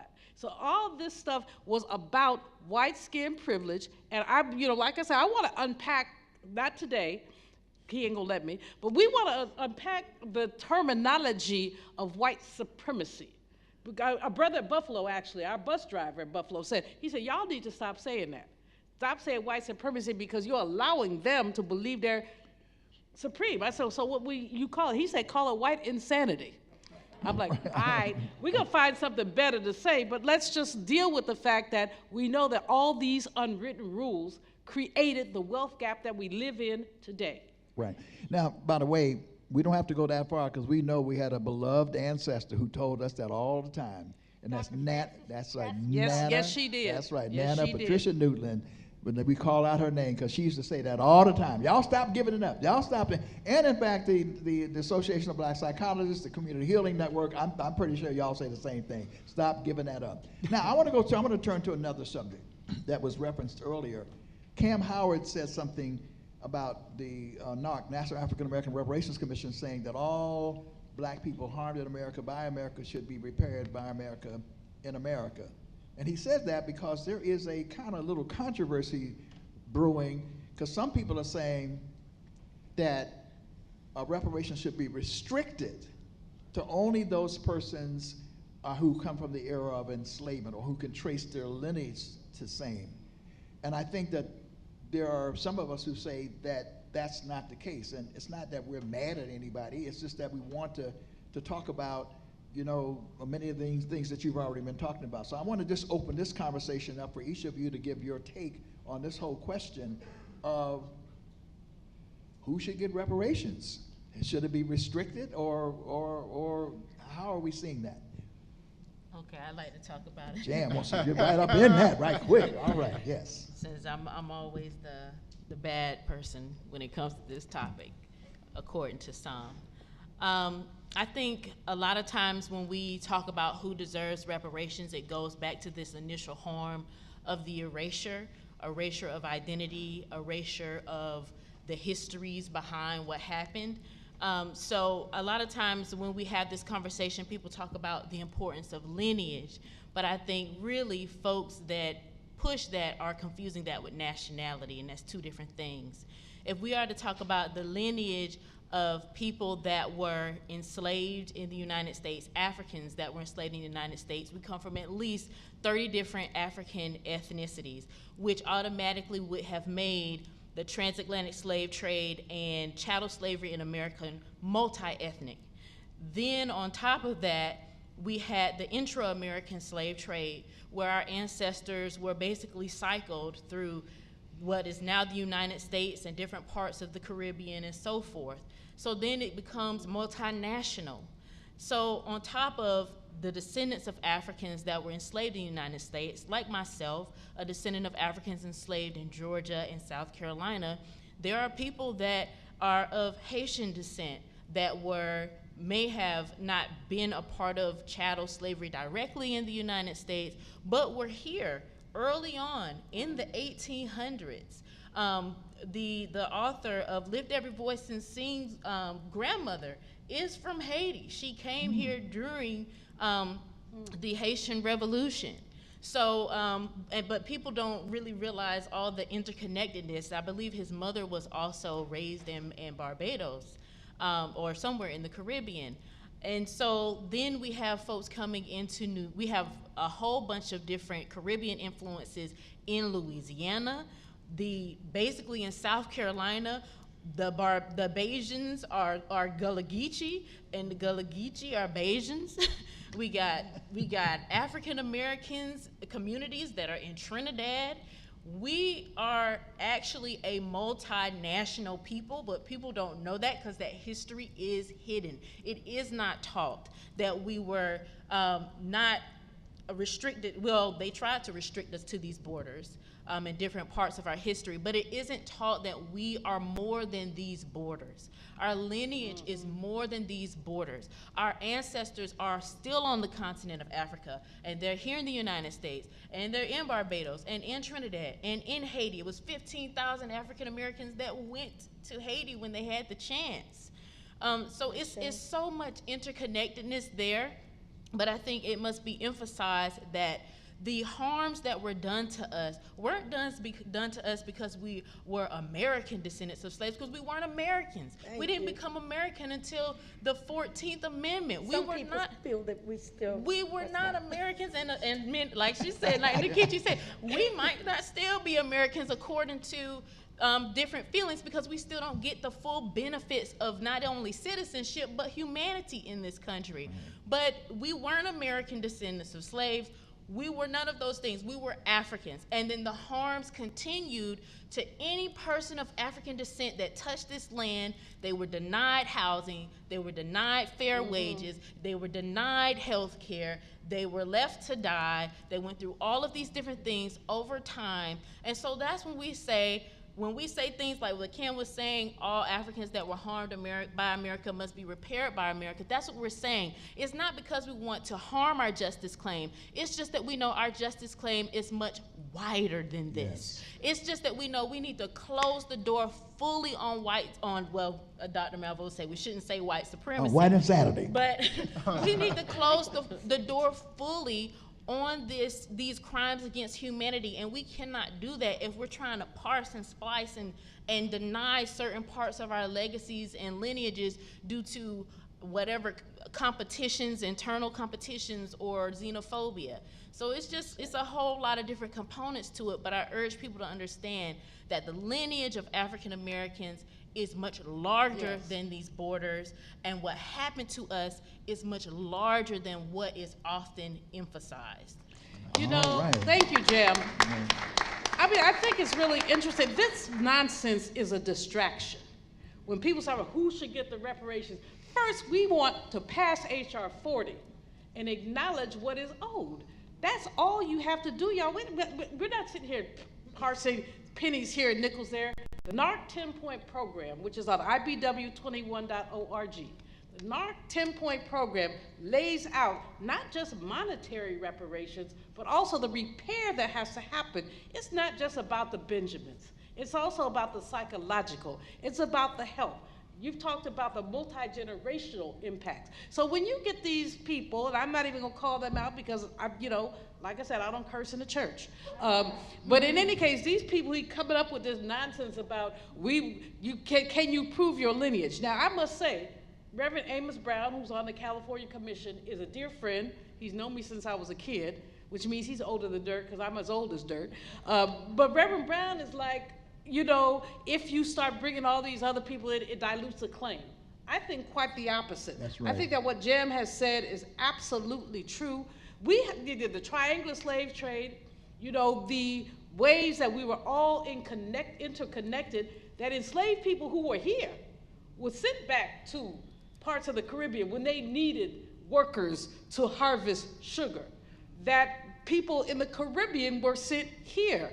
And they just sort of traded us like we were bushels of sugar, not human beings. When I look at my own lineage, we can trace back to Mississippi, Alabama, Louisiana, but my maternal grandfather was Haitian. He came here when there were some challenges in Haiti and met my grandmother and hung around for a while. Not a long time, a little while. But in any case, and we can all trace that Caribbean in us, that African in us, all of that in us. This is nonsense, but what it is, let's be clear, it's a distraction. Right. It allows people who do not mean us well to go down into the weeds and say, well, who should get the reparations? How much should they be? Well, I mean, let's look at what happened with Japanese Americans. I mean, 20 grand was not a perfect sum, but it was a sum and it was an acknowledgement. I don't know what we're going to end up with, but I know that the first step is HR 40. Right. Let's stay with that. Right. All right. Let me. We're gonna get. That's right. Give it up. We're gonna get to the audience in a minute. But I also just want to put it another way too, right? Because Malcolm X once said, he said, we're allowed to say hell. He said, we all catch hell for the same reason. We all catch hell because we're black people. They did not ask Abner Louima, I was at the Center for Constitutional Rights at that time, when he was tortured. They didn't say, are you from Haiti? Hello. Amadou Diallo, when he was gunned down, they didn't say, are you from Guinea? They didn't ask that question. We all catch hell for the same reason. And if we're talking about we're going to strict preach on the basis of lineage, you mean Shirley Chisholm ain't eligible? Harry Banner, day old man ain't eligible? Kwame Ture as a Stokely and Carmichael ain't eligible? No, we ain't leaving nothing on the table. We want it all. It's all. We do all our reparations. We ain't leaving nothing on the table. Now here's what I want to do. Cam Howard, I want you to give us a compelling reason why H.R. 40 needs to be passed now. And the next thing we're going to do is we're going to go out there and we're going to hear from our audience. So H.R. 40, why do we need to get it done right now? Why can't we no longer wait? So I think everybody here has answered that question. You know, the injury is so substantial in our communities. You know, the gaps are widening, the quality of life is worsening for black people who are even in the middle class and of an upper income level live substandardly when compared to others of that same class or income level. We look at the tremendous amount of violence that is happening in black communities right now all over the country. There's record levels of violence in Chicago and New Orleans and New York and St. Louis and every major city where black people are at. That violence stems from governmental policy at the executive level for multiple generations that have excluded blacks in general and black men in particular from the labor force.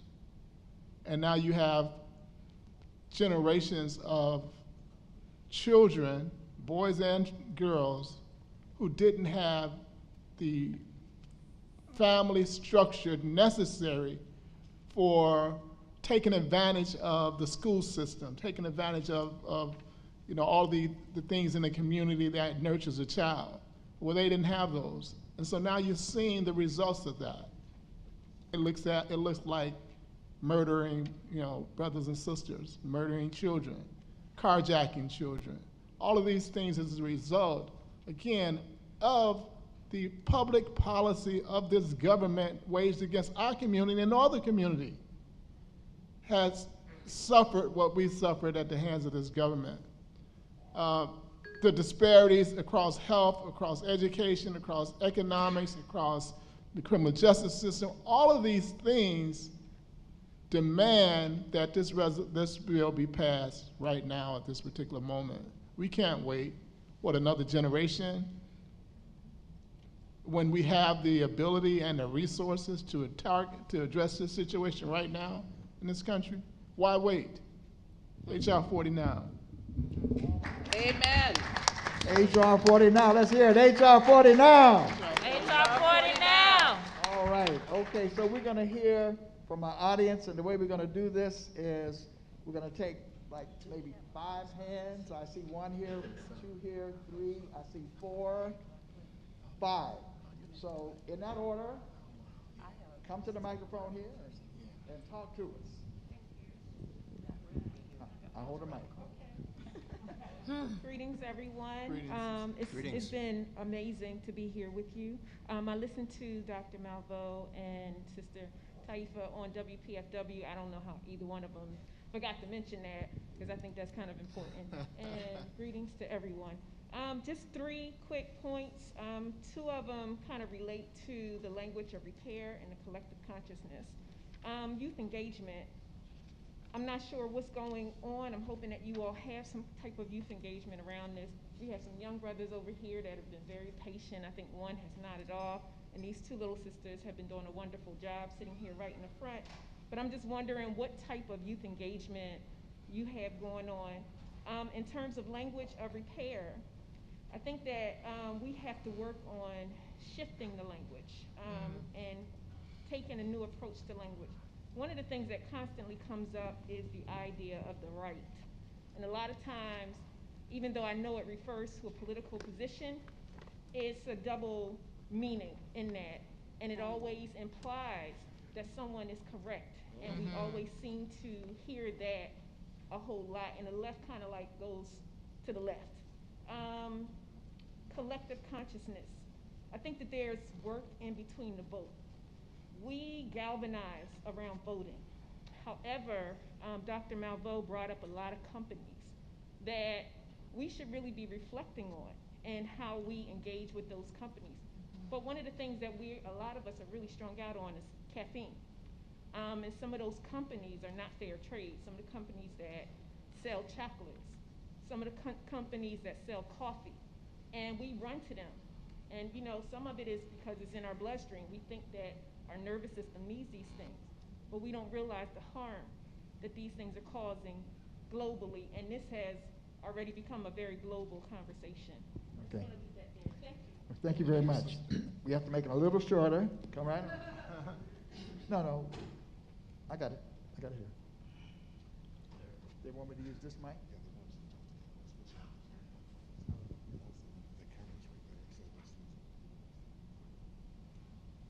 Where do they want us to look? This way?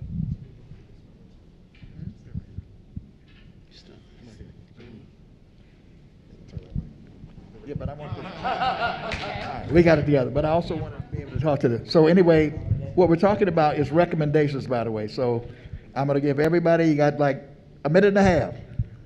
Okay. I got it. Okay, so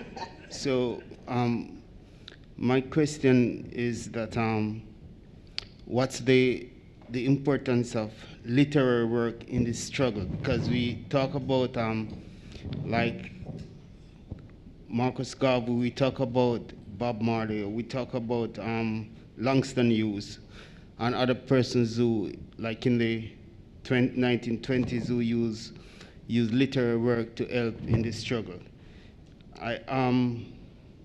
I've been looking on people who don't know, like Sarah Barton, Mary Turner, and we don't uncover these people, and as somebody say, we don't open these coffins.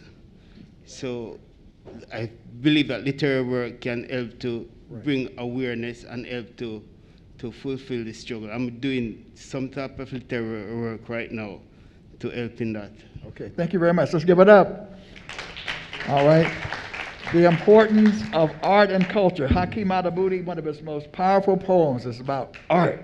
He talks about that. Come right home. Yes, sir. Thank you for all your work, first of all. I know 25 years ago, it's hard to imagine it being at the point it is now, so thank you for your work. I wanted to ask, there are several local initiatives, Evanston, I think it's Indiana or Illinois, a couple in South Carolina. There's one right here in Greenbelt, Maryland, of reparation initiatives. What do you see as should be a model for a local one, you know, with the understanding that the resources are different than on a national level? Right. All right, very good. The question of art, question of art and local initiatives. So somebody get ready. We are going to give people a chance to respond to those questions. Yes, ma'am. Hello. Hello, panel. Greetings, panel. Thank y'all for coming. And he kind of took my question. I was going to ask that as well. I'm actually here. I was here with Mayor candidate James Butler. He just came in to listen in, but he had to leave early. But he's actually one of the candidates who's promoting reparations right on his campaign. So along with the last question, how do you see us working at the local level? How do you see the reparations bill working at the local level? When our candidate goes around talking about reparations to the city on citywide, people tell him that it's just something that can't be done. The local administration tells him it's something that's far-fetched that cannot be done. So how do you see that? Thank you. All right, come right ahead.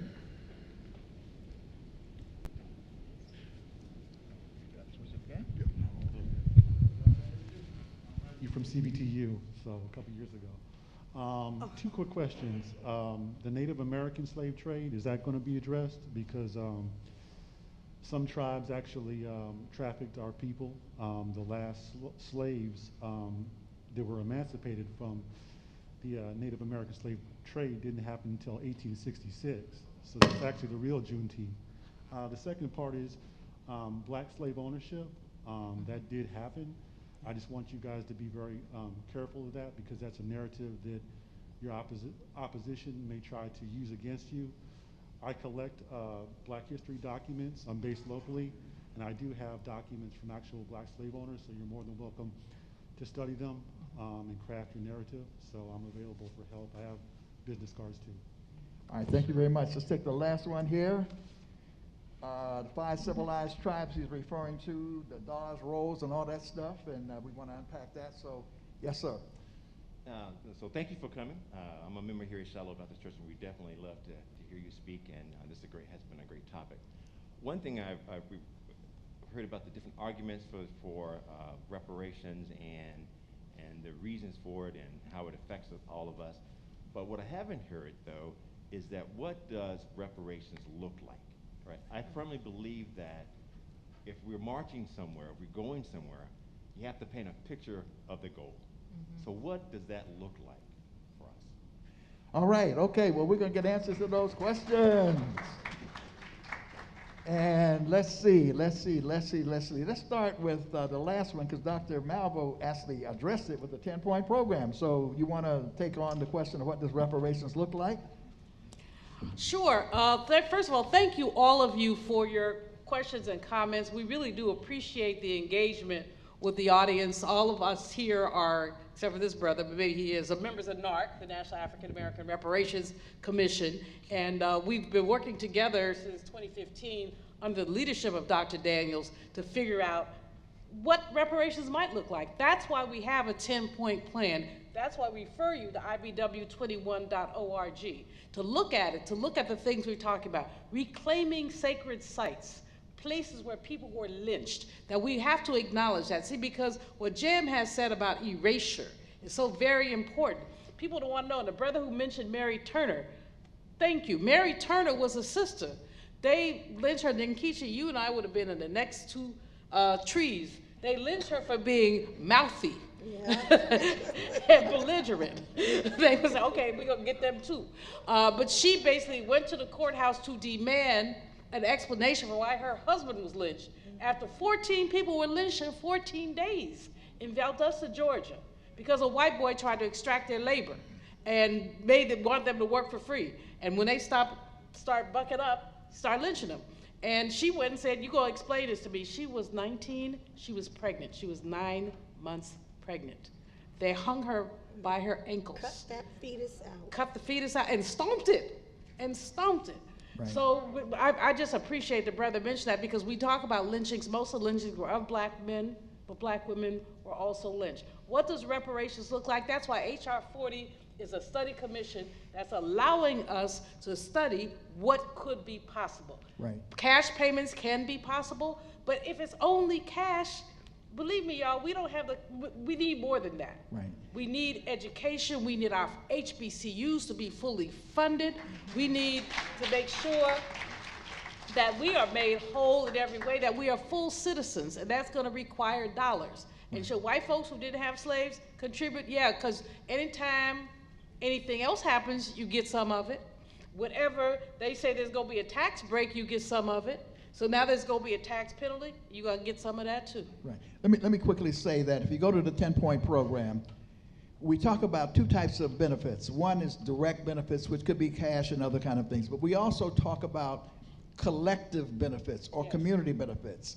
For example, economic development, developing healthcare infrastructure, because we know that, communications infrastructure in our community. Did I say health already? And education infrastructure. These are big picture ideas. And one of the things that we talk about is land. For example, we still need to work with our Native American brothers and sisters to get full repair to the degree that that's possible. However, they have land over which they have semi-sovereignty. they can build casinos, they can build schools and so forth. Well, the U.S. government has millions and millions and millions of dollars, millions of acres of land. We want some land like that so we can build our Wakanda village, if you will. You see what I'm saying? So we are thinking big in terms of what reparations can look like. And Dr. Daniels, may I just say that I always said that the harms from the enslavement era and beyond were multifaceted. Thus, the remedies must be multifaceted as well. And all the things that you're talking about. And also, one of the harms from the enslavement era was the denial of the right to self-determination. That's right, absolutely. There's some people who want to go back to Africa. They should not have to swim in the ocean naked. They should have the resources necessary to make that repatriation a reality. And then all the other things we're talking about. Folk want to be full citizens of this country. There must be changes in policies and practices that go beyond basic public policy that seeks to make that citizenship real. For those who want other things, there's so many choices that are there that we were never allowed. And by the way, I don't know which, it's either the first or second point in the 10-point program speaks exactly to that. Yes. And that is that full repatriation, knowledge program and full repatriation, so that when and then there are people on the African continent who they're beginning to deal with this question and wanting us to come back and so forth, but you shouldn't go back empty-handed. You should go back with some benefits in hand. Cam, local reparations, Evanston, Illinois, you were very much involved in it, as was in Kichi Taifa. Let's talk a bit about what local reparations can look like, what it does look like, and what a potential model looks like. So in the area of local reparations, it's not new in a sense, because prior in probably 20 years ago, we were looking at local reparations in regards to slavery disclosure ordinances. Cities getting laws passed that would require corporations and insurance companies and things like that to disclose whether or not they had any culpability in the atrocities of our people. But in 2019, there was a huge leap from that, and that was when the city of Evanston passed a legislation that required the city to fund $10 million toward reparative initiatives. It was the first municipal-wide reparations program in the country. The National African American Commission went there, and we subsequently subsidized the work that Evanston has done, certified, I should say, the work that Evanston has done, given the stamp that it is a model that can be replicated. It can be replicated because, one, it looks at what we call the main criteria of reparations, is that the injured party has to be the party who says what the actual injury is. The city cannot state what it is. The injured party have to be the one who determine what the remedy is. The city can't do that. In the end, it can't be regular public policy. And so we see that that's happening. That particular model is being replicated around the country. The sister who started that particular initiative, she was an alderman at the time, Robin Bruce Simmons. She subsequently started an organization called First Repair that brings people like my sister, like candidates, who want to come to forums to learn how to craft legislation. What are the strategies necessary? What are the bodies necessary to craft local reparations? You can go to firstrepair.org and you can be assisted with that, or the National African American Reparations Commission, NARC.org, and you also can be assisted in that fashion. But local reparations allows what I say is four purposes. One, it pushes the federal legislation. We know that historically, what has happened on a local level, when it's amplified and replicated, it pushes the federal government to act. We know that by the Brown versus the Board of Education that desegregated school. That was a small city of Topeka, Kansas. That decision went all the way to the Supreme Court that then subsequently desegregated the schools across the country. So local reparations, the more of those that happen, the more they're challenged, the more work we do around them can also lead to, and has been shown to assist us in the federal legislation. Local reparations act as triage. There are certain issues that are really important in major injury areas within these cities, that you can apply some really targeted resources toward those areas before the federal resources come down the line. You can do that on the local level. You can't do everything on the local level, but you can look at those areas that are most important to that community. The city of Evanston said it was the loss of housing of their black residents. So they focused a targeted program on addressing this housing for for the blacks in that community. And that can be done all around the country. The third thing it does, it allows us to prepare policies and programs that can be scaled up once national resources come down. We have examples of this program, this housing program, this public safety program, this educational program, this program that's dealing around, guaranteed basic income or whatever.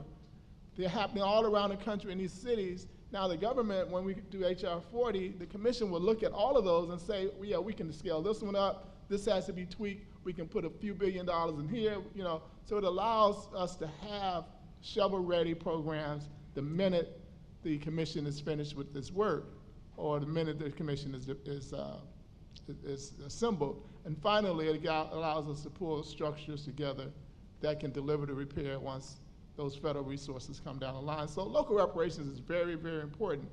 It is the area that the most energy in the movement is being targeted at this particular moment. So if you don't have, everybody here is in DC primarily or in the area, but as my sister said, in Greenbelt, right outside of Baltimore, is it? DC. Right outside of DC. Wherever you're at, there should be some type of push around local against some targeted resources at the areas that are most needed to be addressed in your black community in that particular city, because that's what really reparations are. Targeted resources to address injuries resulting from crimes committed against us. Sister Nkechi Taifa. Okay, so I just want to add. No. I have a different question for you. I have a different question for you. Because you have all these different talents and so forth, but you've been in that creative space. Because one of the questions was art and culture and whatever. You've done children's books, you've written plays and done, so would you speak to the importance of art and culture? And Jam, I don't know if we want to join in that conversation too. Oh yeah, definitely. So quickly, would y'all, and then I'm going to give each of you like a closing charge around. But I did not want to overlook that question on art because it is so important to our fabric and to our being. So, let me let you go on this. Jam, you go first. Okay. Yeah, because that's sure. Okay, so that's one of the main things that we utilize at the National Black Cultural Information Trust, our stories, our literature, because stories serve a dual purpose. They are to maintain our culture and our identity and heritage, but also to share information. And our ancestors used to have to do that when they steal away in the middle of the night and do their own church services and story times and such.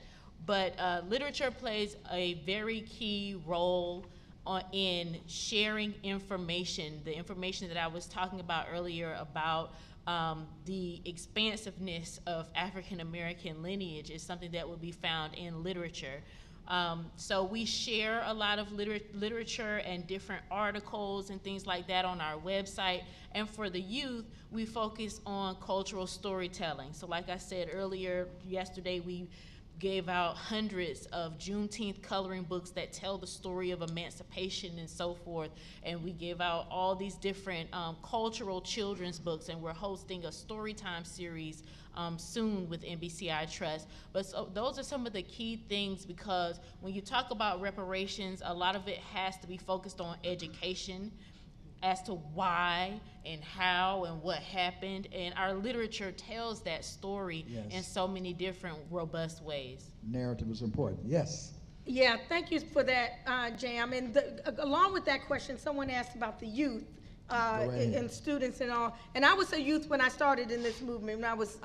When I started reparations movement, I was around 16 years old. And like around when I was 18, 19 or whatever was when I wrote my children's books, which talked about famous black heroes and heroines, things that you don't hear, we did not hear about at that time, which was in the when was that? I don't know, mid-70s or whatever. And then when I found out that those books were banned last year, even though they've been out of print in decades, I put them back in print because it's so very important. But in terms of arts and culture, it is so very critical that the artists, that the musicians, the songwriters, that's how the Martin Luther King holiday came into existence. Yes. Because Stevie Wonder creatively did that song, Happy Birthday. And now we have at least 2 or 3 or whatever groups, one of which you were playing here, doing reparation songs, because we need to infatuate I'm talking too loud, the minds, the creative minds of people, and we do that through the culture. Okay, so reparations is not just the black-white wealth gap, it's not just the mathematical principles, et cetera, but it's also the infusion of the culture into what we are doing, and that is what captures the imagination. Okay, You know, hold it. Just a real quick. No, hold it. Starting with you, Dr. John. I One wanna get minute, on this 1 minute cultural each, thing. 1 minute each, closing charge statement, so we can wrap this up. Your closing statement, sir. Great. Well, I think everybody has heard a lot today. My hope is that you're feeling energized, that you feel uplifted. How y'all feeling? How y'all feeling? All right, go ahead. And it's the information that you've learned today that either validated something or it's something new. You take that and get involved at the local level. Go back to your community, educate others, right? Inspire others to get involved. And that's the biggest thing that we can do, not only just individually, but as a collective, is make a difference. So don't just leave this energy here today. Take it, inspire others, go out, vote, get involved, support organizations like the ones that are up here on this stage. Thank you. Jam. I would really emphasize the importance of, as we lead this space, Sankofa, looking back to go forward, continue to dig back into that information, learn more and more about what happened, learn more and more about our ancestors, not just as enslaved people, but as people. Their identities, their cultures, their languages, their truths, their stories, and bring those forward, bring those more and more to light. There's a story right now about Sojourner Truth that was recently uncovered by, I believe, the New York Public Library, about her going to court to get her son freed. And that is something that so many people didn't know, and it's becoming more and more uncovered, and she actually won. But these are things that are a part of our past that can help energize us for the future. Reparations is not a new call, it's a very old call that we need to continue to push forward, and we use our history and our cultures and our heritages to move forward with that. Reparations now, yes. So thank you. I would like to stress again the importance of the passage now of H.R. 40, either via legislation or via executive order. This is the first time, and I cannot imagine when we have control of the House, we have control of the Senate, we have control of the executive branch. This is a historic moment that we find ourselves in right now. We must not squander this moment. We might not see the stars aligned while they are in this fashion for a very, very long time. That is why we're calling upon President Biden to enact H.R. 40 into existence via executive order so that the commission can get up to be established and start its work and finish before the end of this administration. All right, thank you very much. Dr. Malvo, your closing statement. Well, first of all, reparations now, H.R. 40 must pass. If it doesn't pass legislatively, it must pass by executive order. Y'all can make a difference, pick up the telephone, call folks, say they want this. A lot of you, you're represented, well, most people here from DC or the area, but we're live streamed. You may be from South Dakota. You can call your senator in South Dakota and say, I'm interested in this, I want this to happen. The second thing I want to say, and it's why I wanted to get into the cultural conversation, we have to consider joy. Everything we've been saying has been pretty heavy. We're talking about enslavement, we're talking about rape, we're talking about people being beaten, and those are heavy, heavy topics. But guess what? Enslaved people had joy. You know, they jumped a broom. They created instruments where there were no instruments. They beat pots if they couldn't beat drums. You know, they loved up on each other. They sang, they stole away. And I just think it's really, I did the closing speech for Black graduation this year at Cal State LA, and that was my theme, is possessing the secret of joy. Everything else we do, we must always still be full human, fully actualized beings, and we must exhibit and embrace our joy. So we have a lot going on here, but I would like people to leave here smiling. I would like people to leave here thinking. Betty Shabazz used to always say, and I was honored to know her as a sister friend. Met her by a pool one day, and with my little crazy self, I'm like, oh, spit. And I didn't say, oh, spit. I said, you Malcolm's widow. And she said, girl, sit down and have a drink. And the next thing she said to me, she said, whenever you see something good, claim it. So I'm going to repeat Betty Shabazz, find the good and claim it. All right, Cam Howard. I just want to echo what everybody has stated. I'm an activist, and so everything I do is to inspire others to act. And we was shared how you can act around HR 40. You can act, there's a film out, The Big Payback. Yes. Directed by, you talk about art, directed by Erica Alexander, who was Maxine on Living Single. It chronicles two powerful black women, Congresswoman Sheila Jackson Lee in regards to HR 40, and Robin Simmons in regards to the Evanston Reparations Initiative. It's very inspiring, powerful, educational, so you want to go to the Big Payback or Tribeca Film Festival and view that. Joy.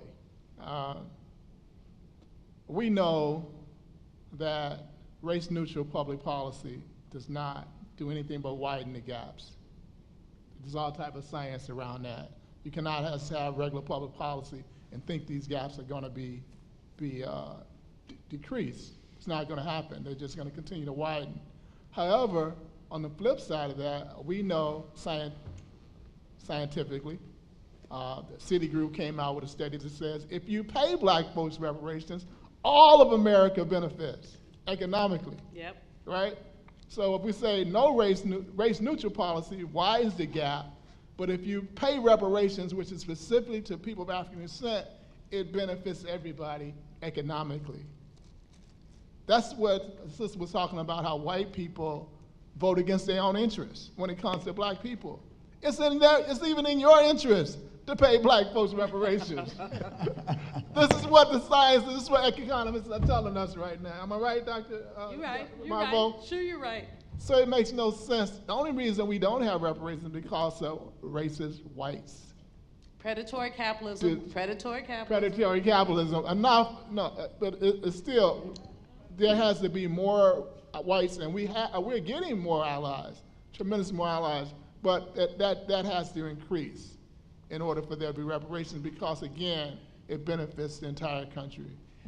All right, let's give a big round of applause to our panel. Building a culture of repair. Building a culture of repair. Remembering, having memory, not having memory erased, knowing our history. Bob Marley said, knowing our history, right, and all of those good things. I want to quickly acknowledge, we heard from Congresswoman Sheila Jackson Lee. I understand her chief of staff's eased up in here. Lily Connie, would you please stand up? The chief of staff for Congresswoman Sheila Jackson Lee. Give it up. Right. She is a hard-working sister, too. Thank you so much. Also want to give a shout out to Minister Christian Watkins. He's been working on this project with us as well. He's been coming over working. Stand up, Minister Christian, and get your bow. All right. Brought one of my board members from IBW here, Ronald Hampton, who's one of the baddest, most prolific experts on police restructuring. Ron Hampton, stand up and take a bow. IBW board member.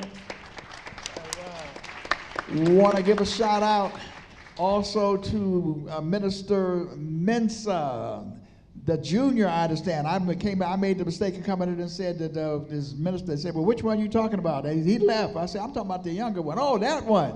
He's been very incredible to us. Give him a big round of applause for helping us out. Want to also, just in general, a big round of applause for Shiloh, the historic Shiloh Baptist Church, for opening its doors to us. Thank you so much for opening your doors. And so you've heard the charge. The charge is to build a culture of repair. We've had a stimulating conversation. And Dr. Malvo said we should lead with joy. And I agree. We ought to be, even in the middle of all of this stuff, we're so resilient. So when we do Kwanzaa, we do Harambe. Some of y'all know about that, right? We end with Harambes, and we say 7 times, and we give it a nice big shout out so they can hear it all the way down to the White House. And then we might end up by saying we ain't gonna let nobody turn us around. Then we're gonna play the reparations song. So we're gonna get some joy up in here, all right? So get ready to tee up the reparations song. That's gonna be our conclusion. But right now, would you all rise? Would you all stand, please? Those who are able. If you're not, that's fine. Harambe means let us all pull together in Swahili, and we're going to say it real strong. And then at the end, we're going to hold it as long as you can. We're going to see how many can hold it as long as I hold it and see whether, all right, we're going to check that out, right? And then we're going to hear our reparations song, and we will be dismissed. Thank you so much for being here this afternoon. Let's go on 1, 2, 3. Let's count them. Harambe, Harambe, Harambe. Harambe, Harambe, Harambe, Harambe.